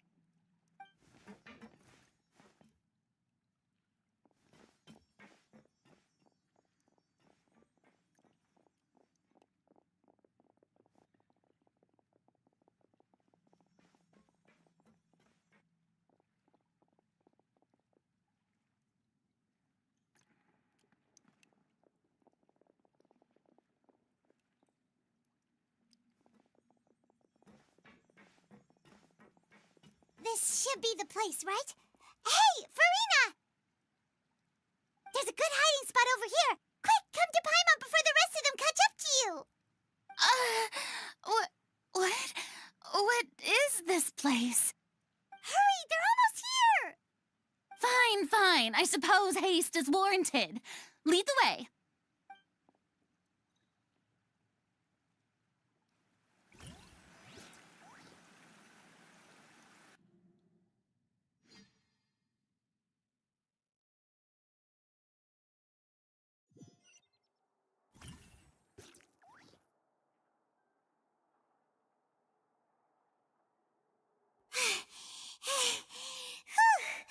Paimon's exhausted.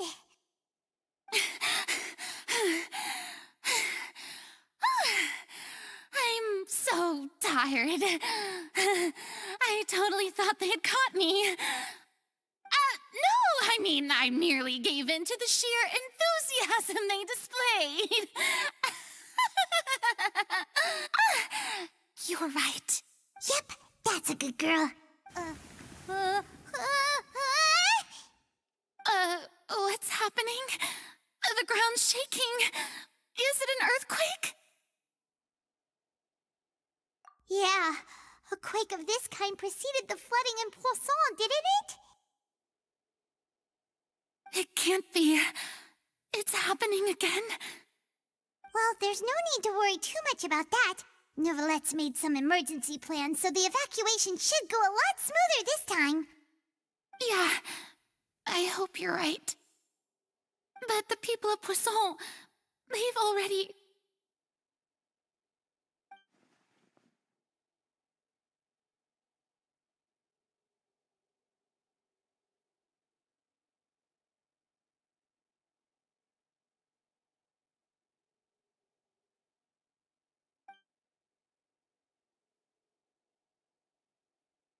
It's true.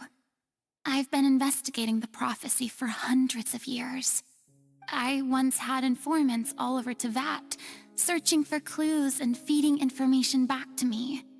I've tried all kinds of ways, too, to hold back the sea. Anything to keep the coastline from advancing. But all my efforts proved to be futile in the end. Really, the truth has been clear to me for a very long time. We cannot make an enemy of the divine. No matter what we do, the will of the heavenly principles will have its way, and the prophecy shall be fulfilled.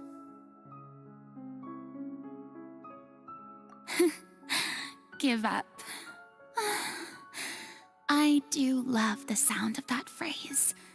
It would mean finally coming to terms with fate, but also for me to finally be free.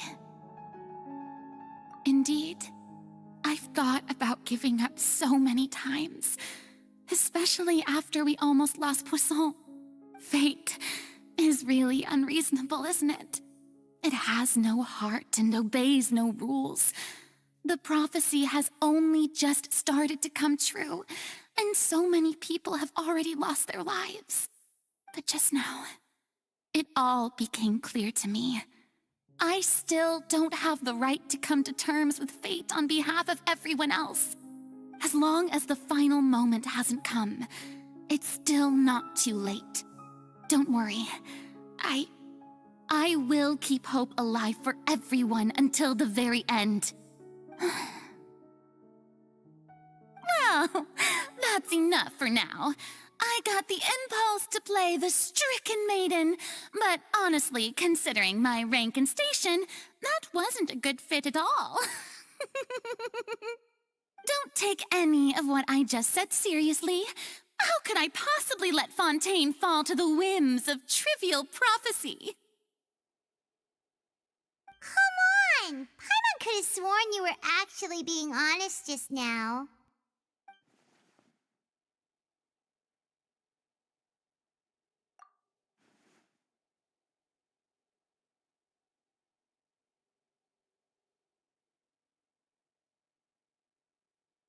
Share my burden. That's impossible. It was fated right from the start that this would be my duty alone.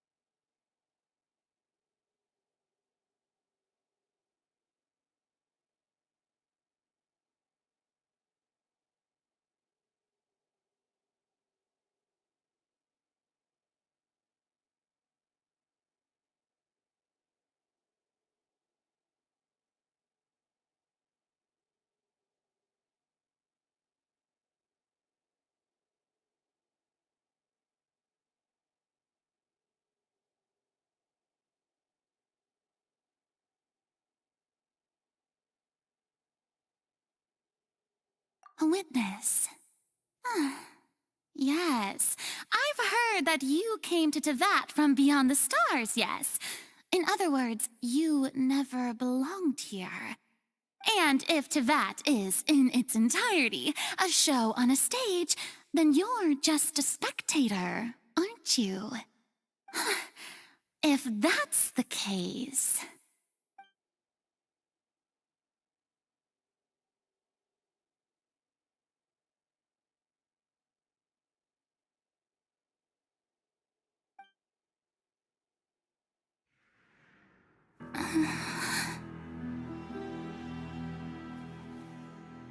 I...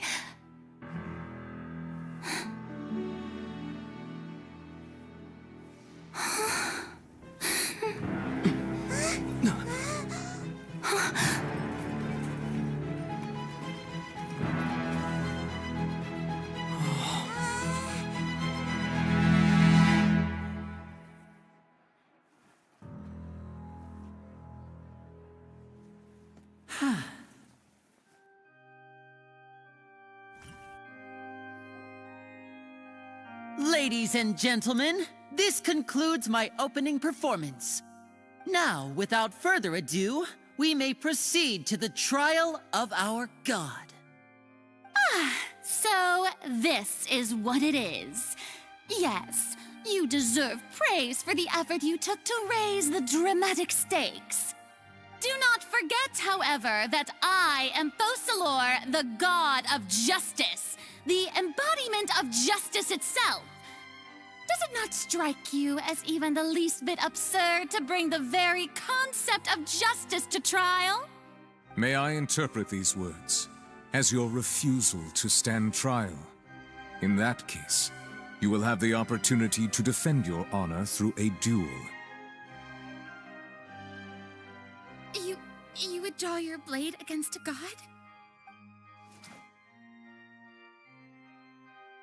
I see. It seems like you have made up your mind.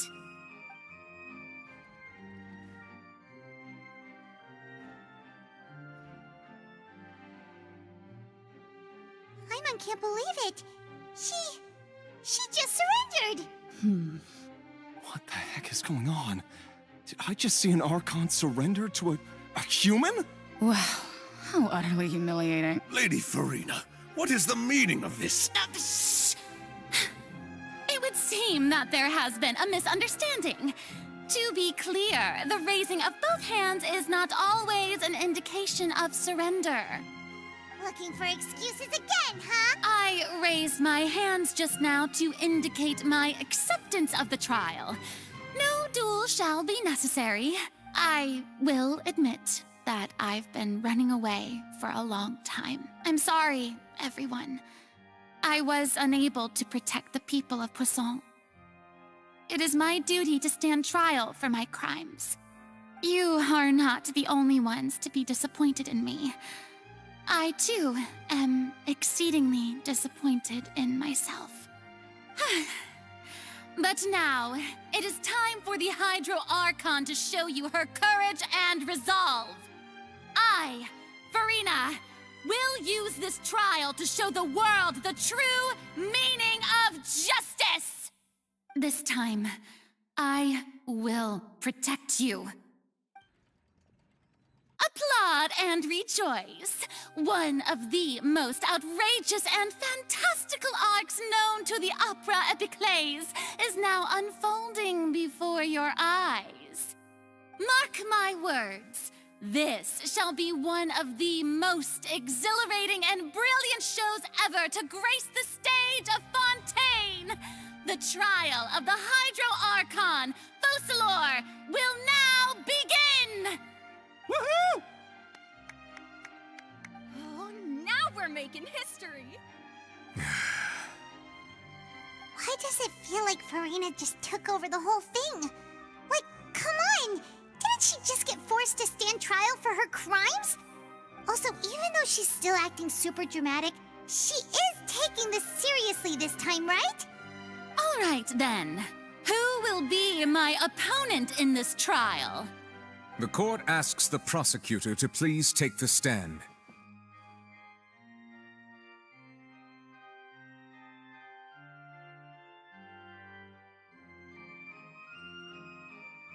Is that so? Very well. Then please speak, witness of Tivat, my accuser and fated opponent.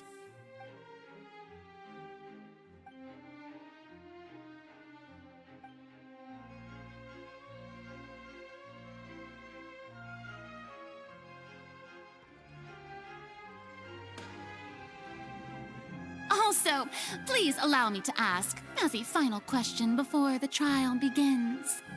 Just how much work did you do to force me onto this stage?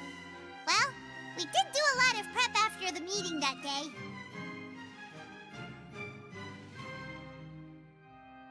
I can go over the tasks assigned to the Spina di Rosula, since they were rather straightforward and easy. Navia, the president of the Spina di Rosula. Most of the people who participated in the disturbance this morning were my subordinates. They changed into plain clothes and came to the Opera House as regular audience members, waiting for the perfect opportunity to incite insurrection against you. The people's resentment against their Archon has been building as more and more of the prophecy is fulfilled. A spark was all we needed to turn smoldering anger into a flame. Moreover, according to our understanding and analysis of you, when something like that occurred, you would likely flee the scene and head to Poisson by yourself. So, we arranged for a second group to lie in wait there. So, you mean, the ones who scoured the settlement for me were also from the Spina? And their goal was to force you to step into the giant magic box so you may personally participate in the greatest magic performance in all of Fontanian history. That's right. That house was a magic box, rather than someone's residence. As the super ultimate version of the setup that I used when I first performed at the Opera Epiclese, the volume of the box was increased by a whole order of magnitude, and the distance it traversed was the entire gap between Poisson and Areneas.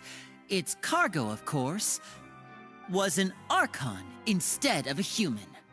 My thanks, Farina. Without your help, we could never have pulled off such an extraordinary performance. You're welcome? Of course, this performance was only made possible with Father's support. The House of the Hearth spent a massive amount of labor in Mora to pull this off. We had to select a location, construct the giant magic box, dig a tunnel, and open up a path through the water. It was a lot of work for all of us. So, in other words, the earthquake that we felt within the giant magic box was just a normal tremor from the transportation of the whole house? That's right. It wasn't a sign of another disaster to come. Then, I can guess Nervilette and Cloran's parts. You gathered a crowd, prepared a stage, and made sure that the champion duelist would be immediately ready for a fight. Also that as soon as I appeared on the stage, the trial may commence without a hitch. Am I right? Yes, that is correct. Well, Clorand, I must commend you for your courage. Only the most outstanding champion duelist in all of Fontaine would accept a duel with an archon without flinching. Thank you. As for you, traveler, I suppose your role was to keep me distracted with conversation once you found me in Poisson. You'd make sure that I didn't notice anything amiss before revealing yourself as my prosecutor once we'd arrived onto the stage. Oh?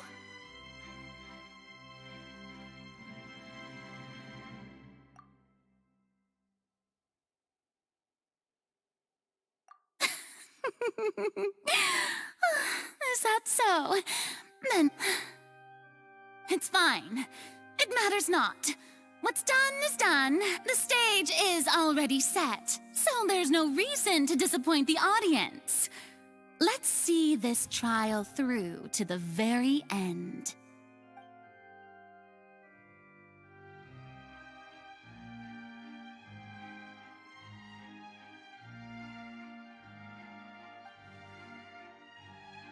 Sir Prosecutor, please allow me to pass this along. This is a document that Miss Charlotte applied for and received permission to share with you during the trial. According to her, it should speed up the proceedings. Huh? Charlotte wanted to give us something? Oh, so she's here too! Hey, Charlotte! Oh, let Paimon see. Isn't this the exclusive interview that she did with us before? So she's already finished it, huh? Wait, then that means this document is a perfect timeline of everything that's happened ever since we stepped foot in Fontaine! So in other words, we can refer to this anthology of evidence every time we want to use something from our journey as evidence for an argument! Let's quickly confirm the information in it.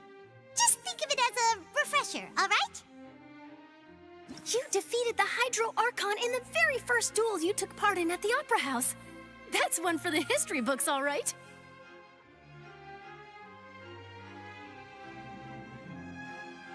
I didn't think that you'd wind up getting to the bottom of the case I'd been following all this time. I guess you could also see this as a happy coincidence. This is the first time Monsieur Nervilette had a difference of opinion with the Oratrice. Even the Hydro Archon can't figure it out. A Fatui Harbinger. She's an extraordinary person. Her instinct must mean something. The fortress of Meripede was almost destroyed in a single day. That I didn't witness that scene personally will always be a source of professional regret, I think. According to Monsieur Nervilette, Both Child and that whale should have been in the primordial sea at that time.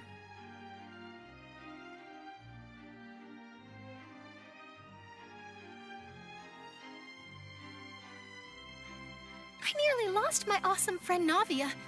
To be honest, that still gives me shivers. The words of someone as extraordinary as a witch can probably only be truly understood when something surreal happens to you.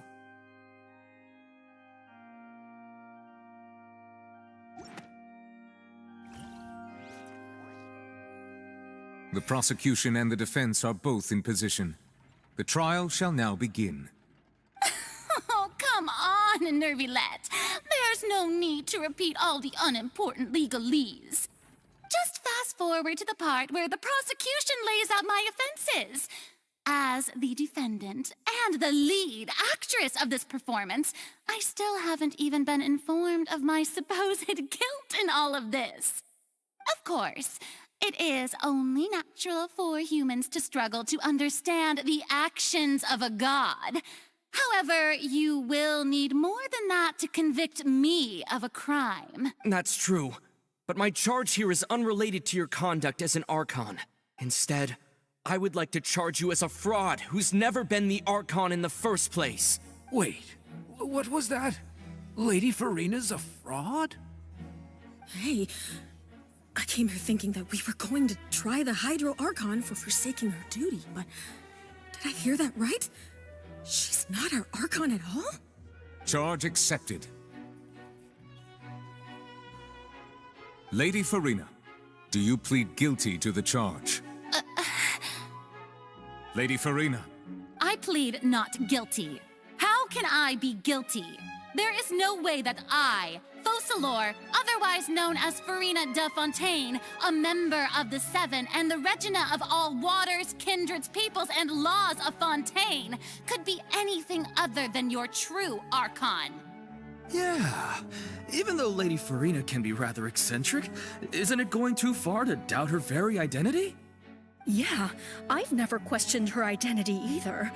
Sure, Lady Farina can be super irresponsible, but what grounds does that prosecutor have to make such a huge claim? I have cause to believe that common sense will prevail in this case. Many of the members of the audience have known me as the Hydro Archon ever since they were born. There would be no fooling their memory. See? Even the Oratrice has decided to show me its favor. Are you sure you want to commit to a charge that will never be upheld? If you wish to drop the case, I can promise you as the God of Justice that you will not have to face trial for making a false accusation. We will treat everything that's happened as a dramatic spectacle and move on with our lives. What do you say to that? Huh. An argument with near impossible odds, huh? We have to not only refute Farina's claims, but also overturn the— Well, I tried to give you the chance to surrender. If you must persist, then let me ask. If you believe I'm not the Archon, and if I was not the Archon, then...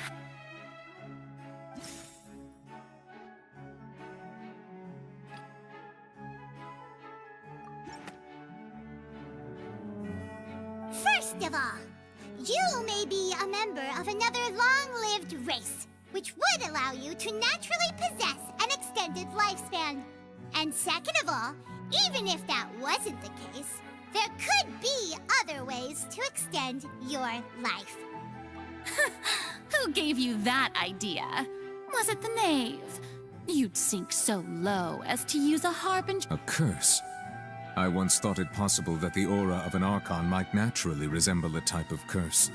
But in light of this claim, perhaps what I sensed was not your divinity, but a curse after all. Nervylette sensed it too, huh? Lady Farina is actually a human? Well, it is true that it's extremely difficult to tell humans and gods apart just by looking at them. It's not impossible.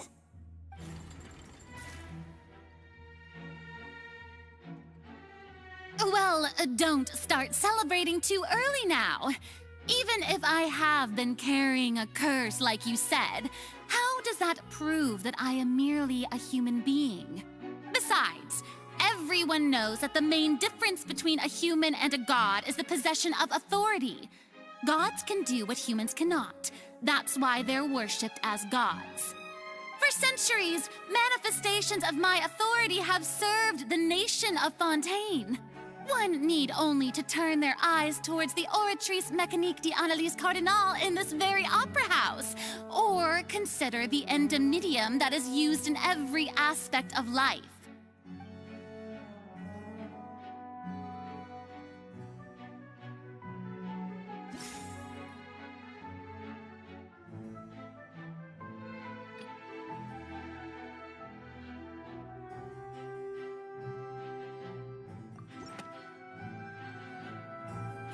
You tried to reference the Oratrice, but weren't you as confused as all the rest of us when the Oratrice declared Child to be guilty without any proof? Otherwise, you should have come up with a good explanation for that by now. Didn't I make myself clear at the time? The decisions of the gods are naturally difficult for humans to comprehend. There is no need to provide an explanation. Lady Farina, I believe a reminder of your current circumstances is in order. While the court is in session, the principles of justice and the law must come before all else. While you are an archon, you are also first and foremost the defendant in this trial. You will prove yourself unable to defend against the prosecution's charges if you continue to withhold vital information against the rules of the court. I never thought you'd use that kind of rhetoric against me. That was no trick of rhetoric, Lady Farina. I've merely reiterated the rules of the court. Rules that all should respect and follow. So, you neither knew why Child was declared guilty, nor did you understand the structure and operations of the Oratrice. Instead of having been created by you, the manifestations of authority you mentioned have been made by the real Hydro Archon, haven't they? The real Hydro Archon? Well, now you're really losing me. It is true that I did not know why the Oratrice gave out a guilty verdict that day. But the Oratrice handed out that verdict unilaterally, and it has been operating independently ever since it was first created. You can't argue that just because a divine creation is flawed, that the god behind it must also be no god at all. She's still throwing out all kinds of excuses. Seems like she's confident that we won't be able to produce proof that she has no power over the Oratrice.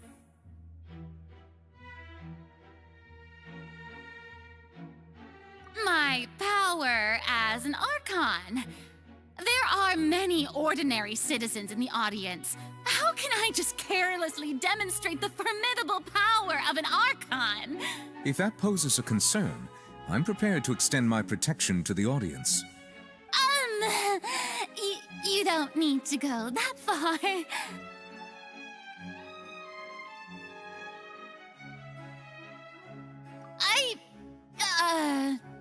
Aren't you the Hydro Archon? Or is it that you can't even wield the power of Hydro, much less the authority of a god? Indemnitium! Yes! It's all because of Indemnitium! All Archons derive their power from the faith of the people, and I've converted the people's faith in justice into Indemnitium. Thus did I give up all of my divine power to provide everyone with energy for their daily lives. Have you ever seen a more magnanimous god? Isn't that a huge stretch? Yeah, no matter how generous an Archon can be, how could they give up all their power? Can a god with no power even still be called a god? It seems like nobody's buying Farina's excuse. Hey, come now, everyone. Please don't stare at me as if I was a liar. I'm still the same Farina you knew, right? The one that you loved. Shouldn't you want to believe in me? Please? You've got to believe me. If what the prosecutor said is true, She really has committed a grave offense. Did she deceive all of us? And all of our parents and grandparents too? And all of our ancestors? Ever since they were born? Enough! That's enough. Tell me then, if I'm not the real Hydro Archon, then who is? If you have no evidence of another Hydro Archon's existence, nor can you find anyone who can back up their claim to be such, then what grounds have you to say that I'm not actually the real deal? Wow, she came up with yet another argument. How can we refute her now? Seems like she really doesn't want to give up.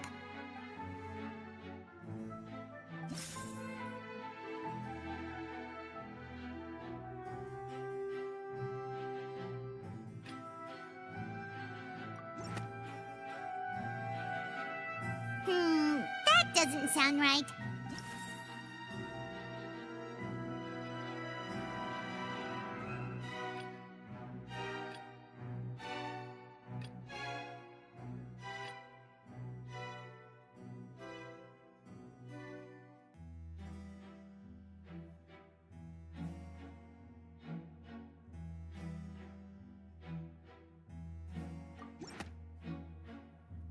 That doesn't...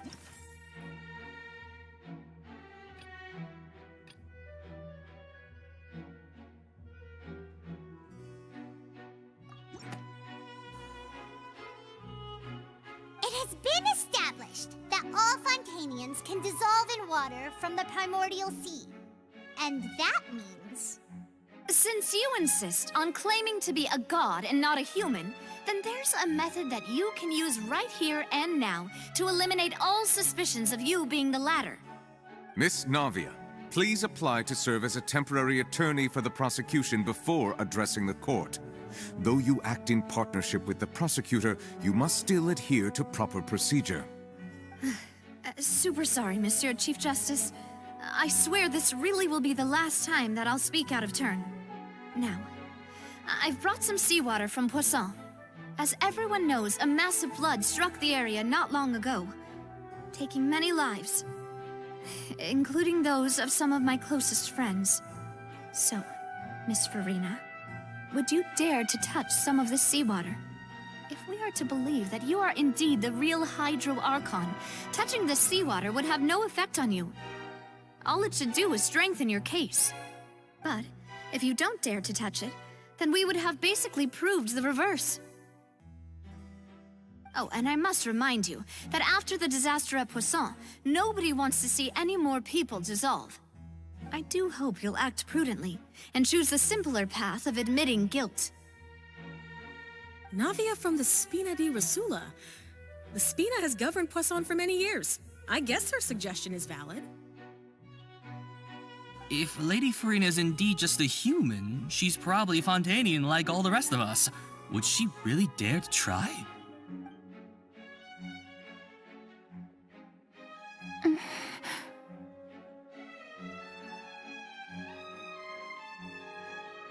Lady Farina, this test has been unilaterally proposed by the prosecution.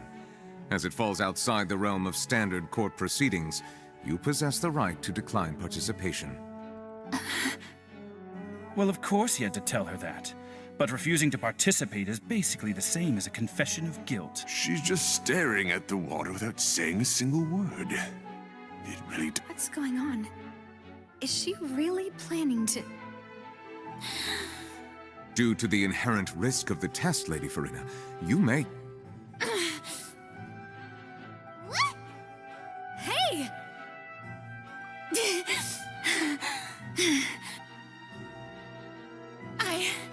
I'm fine! Look at me, everyone! My hand is still here! I haven't been dissolved! Will you believe me now? I really am your Archon! I'm nothing like a normal human who would fall apart as soon as they touch this water! Real— Miss Siegewien? If you're present, Miss Siegewien, please come forward and attend to the defendant. Siege? Don't be nervous. It'll just take a few seconds. Let me see. That should be enough. Please announce the results of your evaluation to the court, Miss Seed. As everyone doubtlessly saw, Miss Farina was displaying symptoms of hyperventilation and flushed skin. These indicate that she was experiencing the adverse effects of exposure to primordial seawater. The extent to which she was affected is the same as other humans when exposed to primordial seawater of a similar concentration. Thank you, Miss Siegween. Lady Farina, you may return to the defendant's stand. Oh, wait. What did she just say? I didn't get dissolved. Shouldn't that be enough to prove my... Well, considering your tendency to run from your problems, we did originally prepare a direct sample of the seawater around Poisson. However, after extensive discussion, we exchanged it for a sample that is not concentrated enough to dissolve an actual human. After all, on the off chance that something entirely unexpected might occur, we don't want anyone else to lose their life to the sea. Yeah, so out of regard for Farina's life, you secured a low-concentration sample and asked the head nurse to serve as an expert witness. It's a great thing that the direct sample wasn't actually used. Farina could have... I can't believe... You...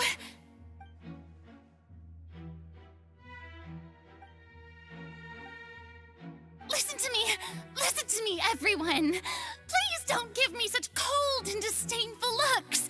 What happened just now didn't prove a single thing! Think about it! How can you conclusively prove that an archon can't also be affected by the primordial seawater? Also, if I was really just a human, why would I dare to just put my hand in that kind of water?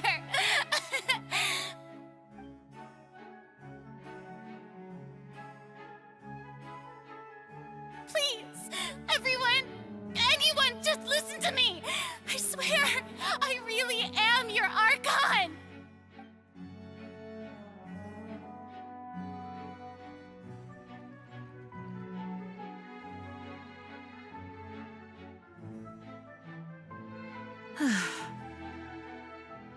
I don't think anything she says at this point will sway anyone.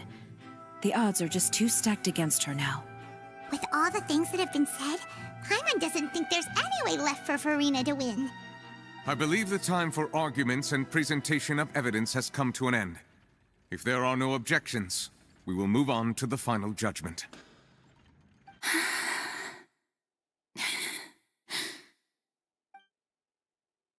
I don't think anything she says at this point will sway her. She's too stacked against her now.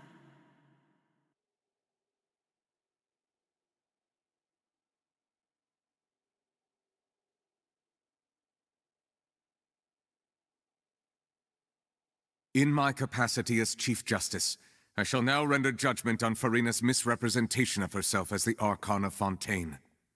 As a human who knowingly deceived her fellow citizens, Farina is...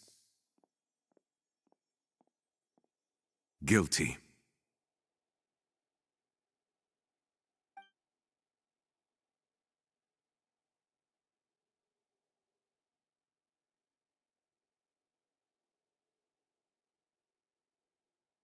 We shall now turn to the Oratrice Mécanique d'Analyse Cardinale to render the final verdict on the charges.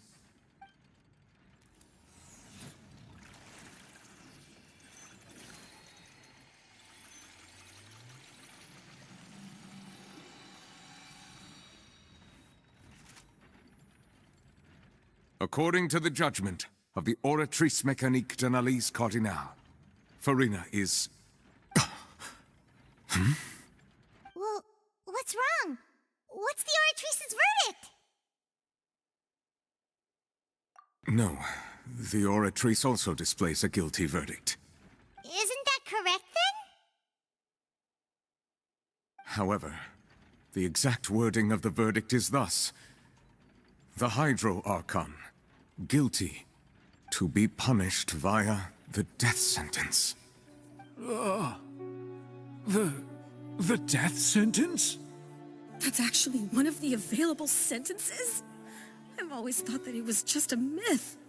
The one and only time the death sentence has been handed out at the court, and it's been given to the very person we've worshipped as the god of justice? What an unexpected twist. Farina Furina's been sentenced to death by the Oratrice?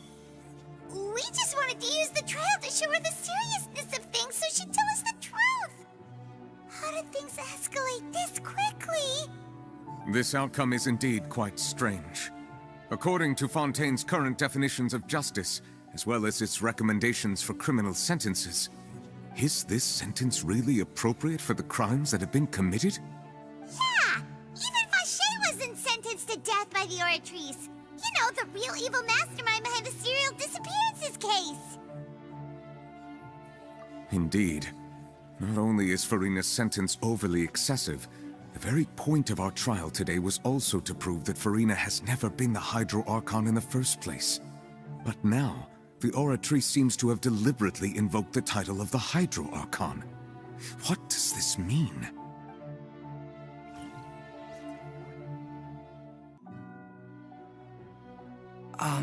Excuse me, if I may interrupt. Is the trial still going? Fremine! Huh, you finally made it. I assume this means you've completed your mission? Mm-hmm. Any mission Father assigns to me will always be top priority.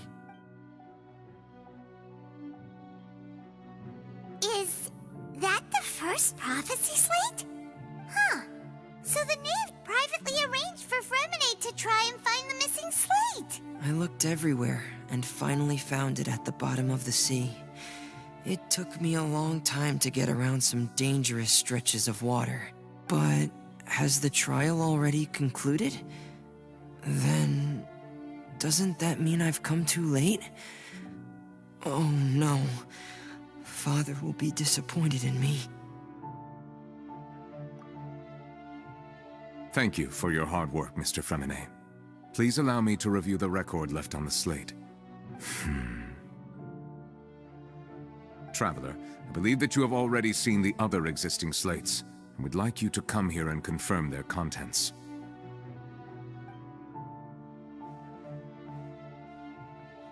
Huh? So what do you see? What is it?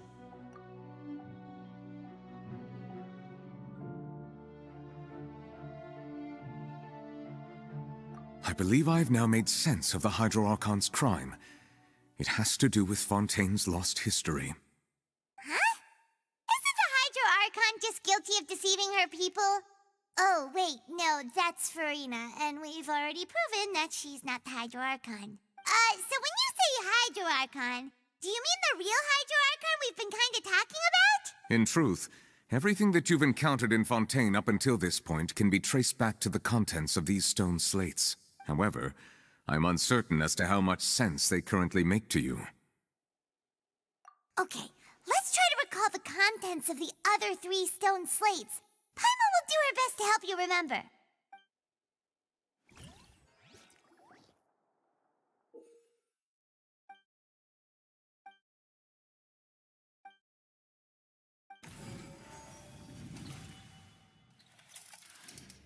The first stone slate describes what you just said. It seems to show the previous Hydro Archon using her divine power, and then the Oceanids turn into humans. Does that mean that Fontainians are transformed Oceanids? Oh, Paimon wasn't expecting that. But if Oceanids can turn into humans, then perhaps this process can be reversed as well. The second stone slate shows Celestia floating in the sky, and the Hydro Archon and her people worshipping it together. But the heavens still brought judgment down upon them. This must be the point when the Hydro Archon and the Fontainians were branded with their original sin. Does this mean that the original sin and the Hydro Archon sin are the same thing? The third slate shows the Hydro Archon sinking into the sea surrounded by many people. That reminds Paimon, didn't we also watch that happen to someone else? Well, the fourth slate is the prophecy the Fontainians have been talking about. People dissolving into the sea, the Hydro Archon crying on her throne, and so on. We didn't believe that such a crazy disaster could happen at first, did we? But after that incident, it was just a question of when and not if.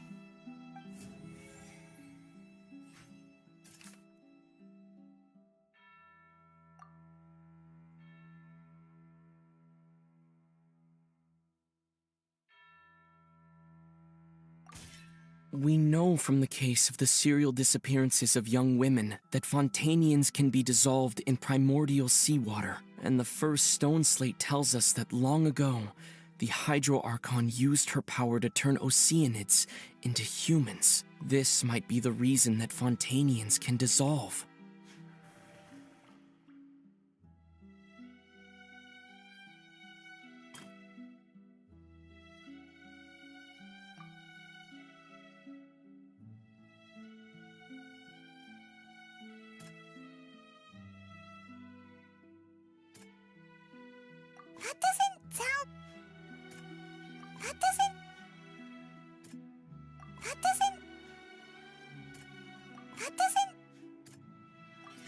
Perhaps what is about to take place has all happened before. The true sin of the Hydro Archon that Nervalette mentioned, and the original sin cast down on the people of Fontaine by Celestia, as recorded on the stone slates.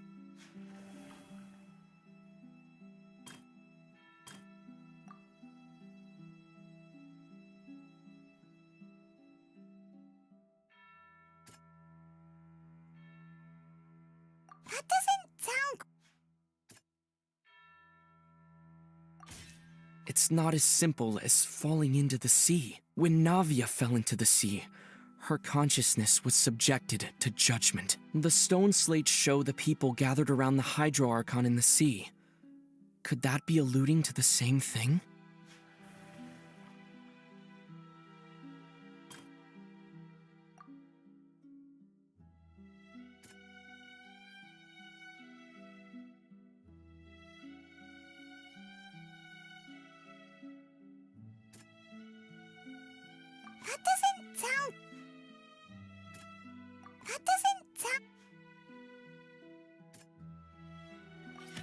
The prophecy from the stone slates found its way into society, but not many people believed it at first. The fortress of Meropide was nearly flooded with primordial seawater, which we know can cause Fontainians to dissolve. It seems increasingly likely that the prophecy may come true. If we hadn't dealt with it in time, things could have gone very badly. They'll dissolve into the primordial sea but won't cease to exist. Their essence will flow in the seawater, converge, and take the form of an Oceanid. The Hydro Archon was sentenced to death in court, shocking everyone present.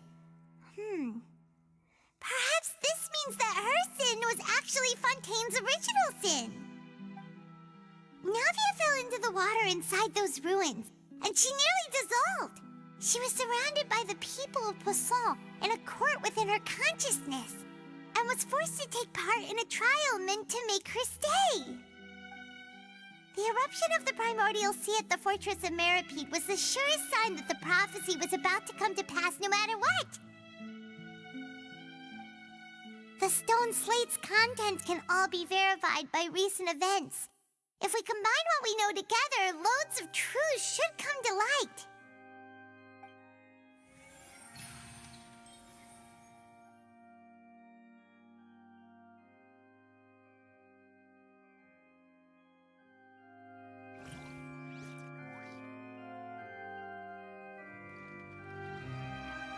Huh?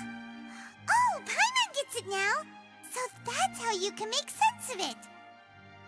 But then it feels like we're going to have to share some truly shocking revelations. Let's hear them.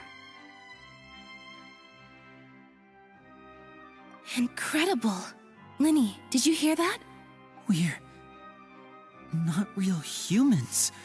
All Fontainians were originally created by the late previous Hydro Archon, with Oceanids as their basis.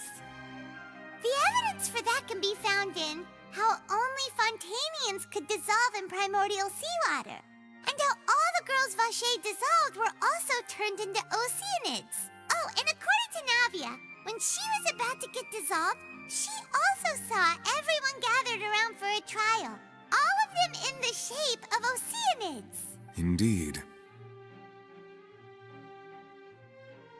Yeah, and it follows from the content of the first slate that she probably angered Celestia by creating humans without prior permission. That could also explain why the Oratrice judged the Hydro Archon to be guilty. It's to account for that ancient sin. The Hydro Archon's true sin was creating us? And yet, after many hundreds of years, the Hydro Archon's creations have turned around to try to judge the Archon within the Opera Epiclese. Yeah, isn't the image here just like when Navia fell into the sea? So wouldn't it be trying to show the image of the Hydro Archon also falling into the sea once the prophecy has been fulfilled in the fourth slate? In the end, the people will all be dissolved into the waters, and only the Hydro Archon will remain weeping on her throne. Only then will the sins of the people of Fontaine be washed away. Did Paimon get all that right? You've made some keen deductions. I must say, given how much you still don't know, it is impressive that you've already managed to connect so many pieces of the truth. However, while you were able to decode all the information on the slates, they've also been etched with an additional layer of hidden information using a different power source. When we were at the ruins, I tried to decipher the hidden information recorded in the slates. But since we only had 3 slates at the time, I was unable to come to a full conclusion. Now that the slate collection is complete, I shall make another attempt to decipher the narrative recorded within. If everything goes well, we should finally be informed of the unadulterated truth.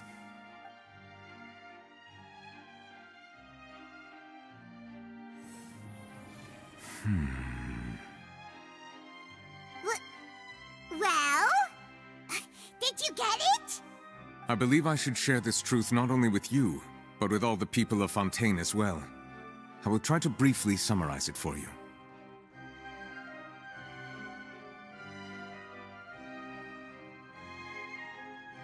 Your hypotheses regarding the origin of Fontainians and the sin of the Hydro Archon were both correct. In the Fontaine of old, the previous Hydro Archon sensed the yearning of her Oceanid familiars for life on land.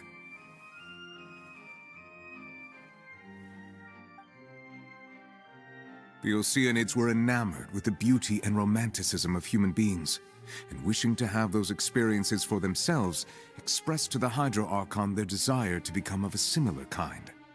However, even though water as an element is intricately linked with the power of life, the Hydro Archon, as one of the 7, did not possess the authority to create a new form of human life. Not one to give in, she eventually found a way to create permanent humanoid bodies for her familiars by appropriating the power of this planet's primordial sea. She poured primordial seawater into the Oceanid's blood vessels, creating humanoid mimics in the process. But if Fontainians were to ever come into direct contact with water from the primordial sea, the power within their bodies would escape these artificial restraints and return to the sea. As a result, their forms would collapse, and they would be reverted to their original forms as Oceanids. Of course, the Hydro Archon never received permission from the heavenly principles to create a new human race. And thus, the Hydro Archon and all of her creations came to shoulder the original sin of appropriating the power of the primordial sea. That is the true history of how the people of Fontaine first came into being. So we were all Oceanids before we turned into human beings? That's way too much information for me. I think I'm just going to pretend that I never heard a single thing. Wait, but if that's the truth, we can't let the Hydro Archon be sentenced to death. After all, her only sin was creating us. This really might be too much information for your regular Fontainian, but it does answer a lot of our questions. Alas, your hypothesis regarding the 3rd and 4th stone slates was inaccurate. The slates' respective positions are, in fact, correct. A key point of the visual on the 3rd slate is how all the individuals depicted in the water are humans rather than Oceanids. They have not been dissolved, which implies that the water depicted in this slate is not water from the primordial sea. The nation of Fontain is the nation of Hydro, as well as the nation of trials and justice. Instead of being the literal element, the water in the scene symbolizes judgment and justice. You may also recall Navia's experience. When she fell into the sea, her consciousness was surrounded by that of many others who intended to hold a trial to determine her fate. Therefore, the meaning of the third slate is that the people of Fontain shall try the Hydro Archon at the court of justice.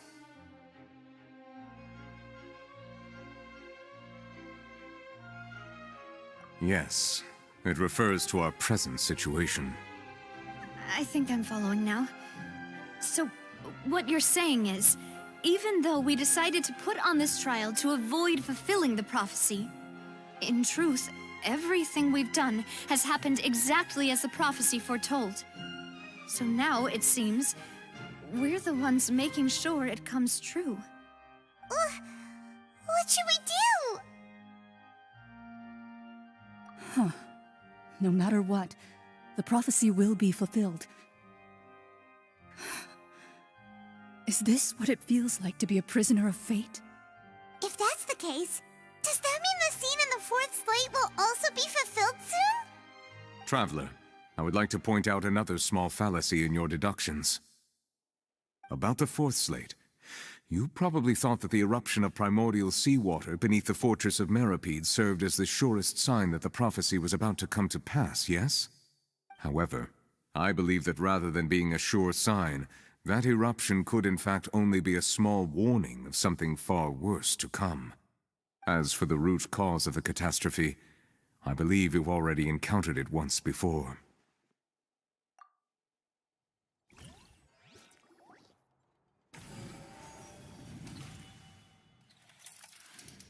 This eruption was just a small warning of the things to come. We must find the root cause of the disaster.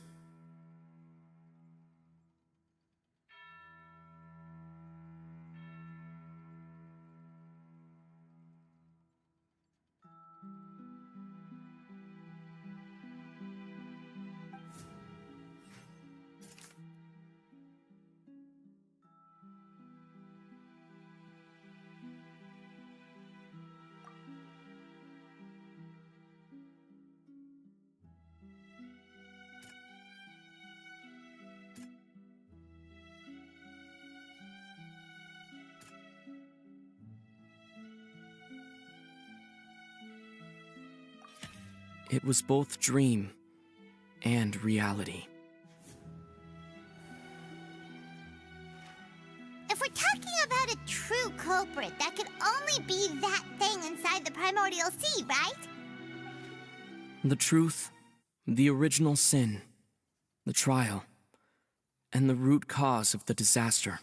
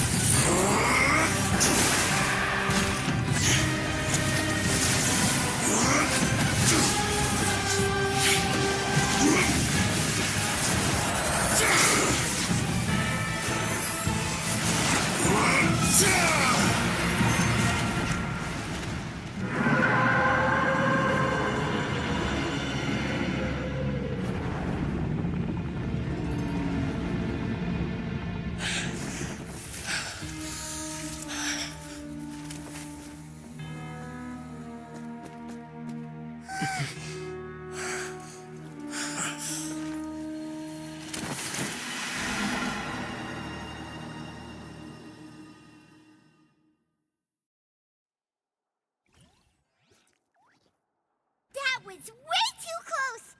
How did that thing just burst into the Opera House? Wait, was that the huge whale you saw in your dream? So we've met it at last. I understand very well why it has chosen to make an appearance here. That whale does not belong to Tevat. It is a monster that has traversed the stars, weeping all the while. It has been greedily consuming the energy from the planet's primordial sea, using it to grow. That is the main cause for the rising sea levels. And once it has finished consuming all of the energy contained within the sea, its next step will be... You said that when the Hydro Archon first created Fontanians out of Oceanids, she filled their blood vessels with primordial seawater. Precisely. That whale finds the blood of Fontanians nigh impossible to resist. Therefore, when it left the primordial sea, it decided to make its next stop a packed opera house full of food. Food in the form of Fontanians. We just barely managed to push it back, right? In that case, won't it come back to target the people again once it's managed to recover its strength? That is correct. Indeed, it is more accurate to say that we should thank that Harbinger for buying us some time. Without him, the whale would have likely come onto land far sooner. From the way he looked, he must have been fighting the creature for quite a long time. That battle maniac. We've always known that he had a special connection with that whale, but we definitely didn't expect it to help us out like this. Anyway, now that we know that this whale is the actual cause of the disaster recorded in the prophecy, all we need to do to stop the prophecy would be to find a way to beat it up, right? It is too late.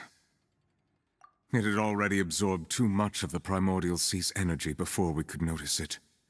At this point, it has become practically integrated with the sea itself. Even if the entirety of Tevat were to be destroyed, it could still survive and swim off towards some other world. That's not something I will accept. We've already done everything we can, and we even found the true culprit. We've come so far. You can't just tell me that the last hurdle is some impossible foe. That's just not fair. Indeed, that's not how a grand performance should end. I'll fight it to the end, no matter what. So the prophecy will be fulfilled no matter what, huh?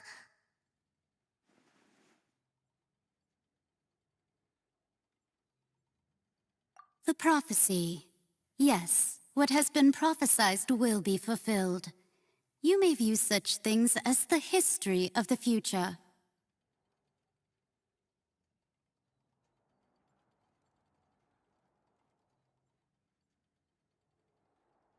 Just as prophecies are usually... Ultimately, fate shall serve as your only guide, no matter what will happen in Tevat's future. All you need to do is to play your part.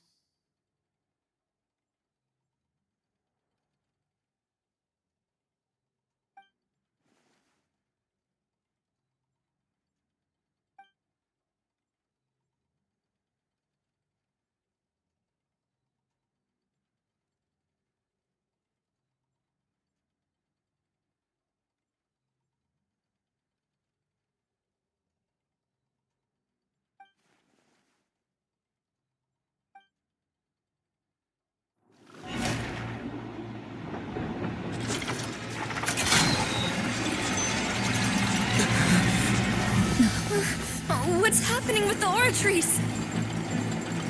I believe it is preparing to carry out the death sentence.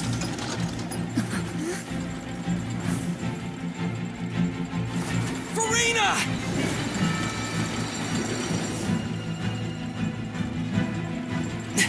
No, I still need answers.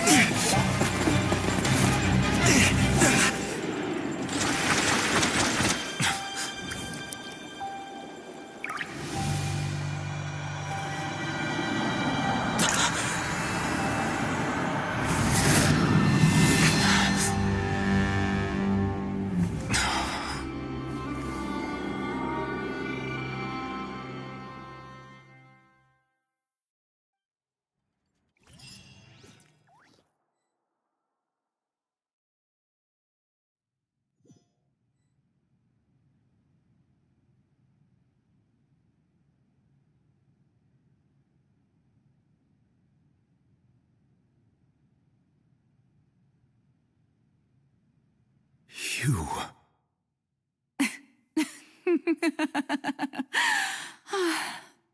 Sorry.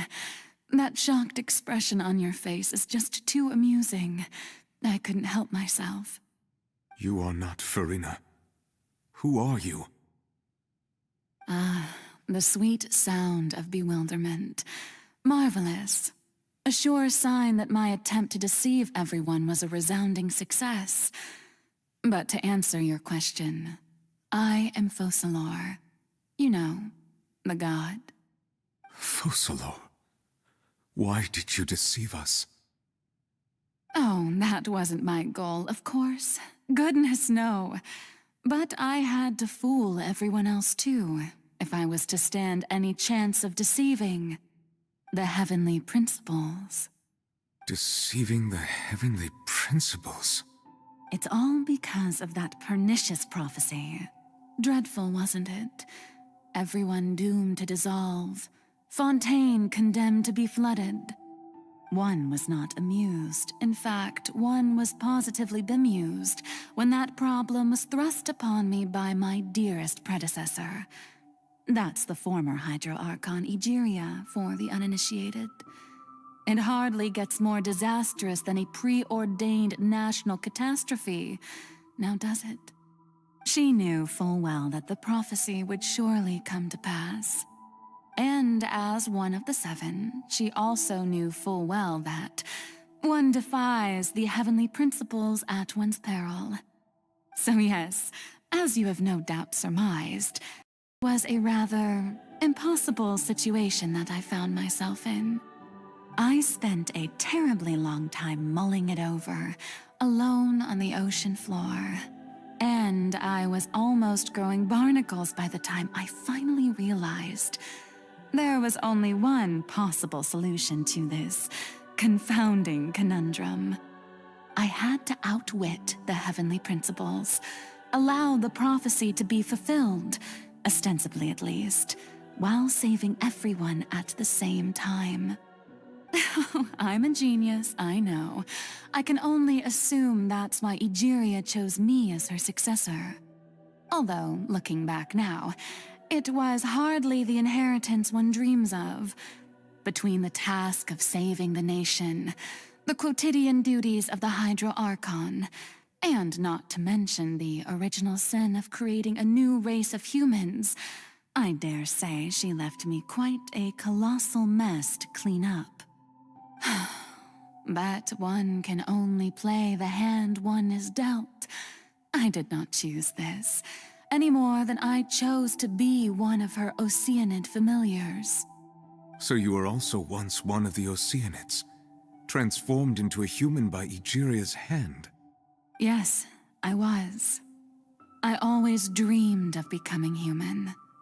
And I still do, even now. In my eyes, to be human is to be part of the greatest opera ever known. After becoming a god, I separated my divinity from my body and spirit, leaving behind only a self that was as naive and bewildered as my past self on her first day as a human being. The me you see before you now is that divinity, and the human counterpart I left behind, I named Farina. She could feel joy, sorrow, and everything in between. She could be as vain and conceited, or as meek and vulnerable as she wished. Her strengths were of a kind only a human could possess, as were her shortcomings. But in my eyes, Farina's humanity was what made her perfect. She was perfectly human in every way, the person I always wanted to be. Anyway, so then I cursed her. All part of the plan, of course. The plan to deceive the heavenly principles. Do you still remember the final scene of the prophecy? The Hydra Archon alone, weeping on her throne. In order that the prophecy might appear fulfilled, I invited Farina to be an actress. to play the part of the Hydro Archon in the prophecy. Under the curse I placed on her, so long as I, Focalor's divinity, continued to exist, she could not die. But nor was she free to live her life in the pursuit of happiness. Instead, she was forced to take the stage in the opera house, to embrace the role of leading lady, to forever play the part of the god from the prophecy, all to create a deceitful appearance of that prophecy coming to pass. I suppose now you probably understand why your court is called the Opera Epiclese. But Farina is only human, isn't she? Even though she has had a long life, her mind is no stronger than that of any other ordinary human being. I cannot begin to fathom what she has had to endure. It must have been torture for her. It has indeed. And although she is, in a sense, me in human form, I most definitely owe her an apology for it. It's been 500 years, and all along, she's been playing her part in the most unimaginably long, unbearably lonely, and agonizingly painful opera of all time.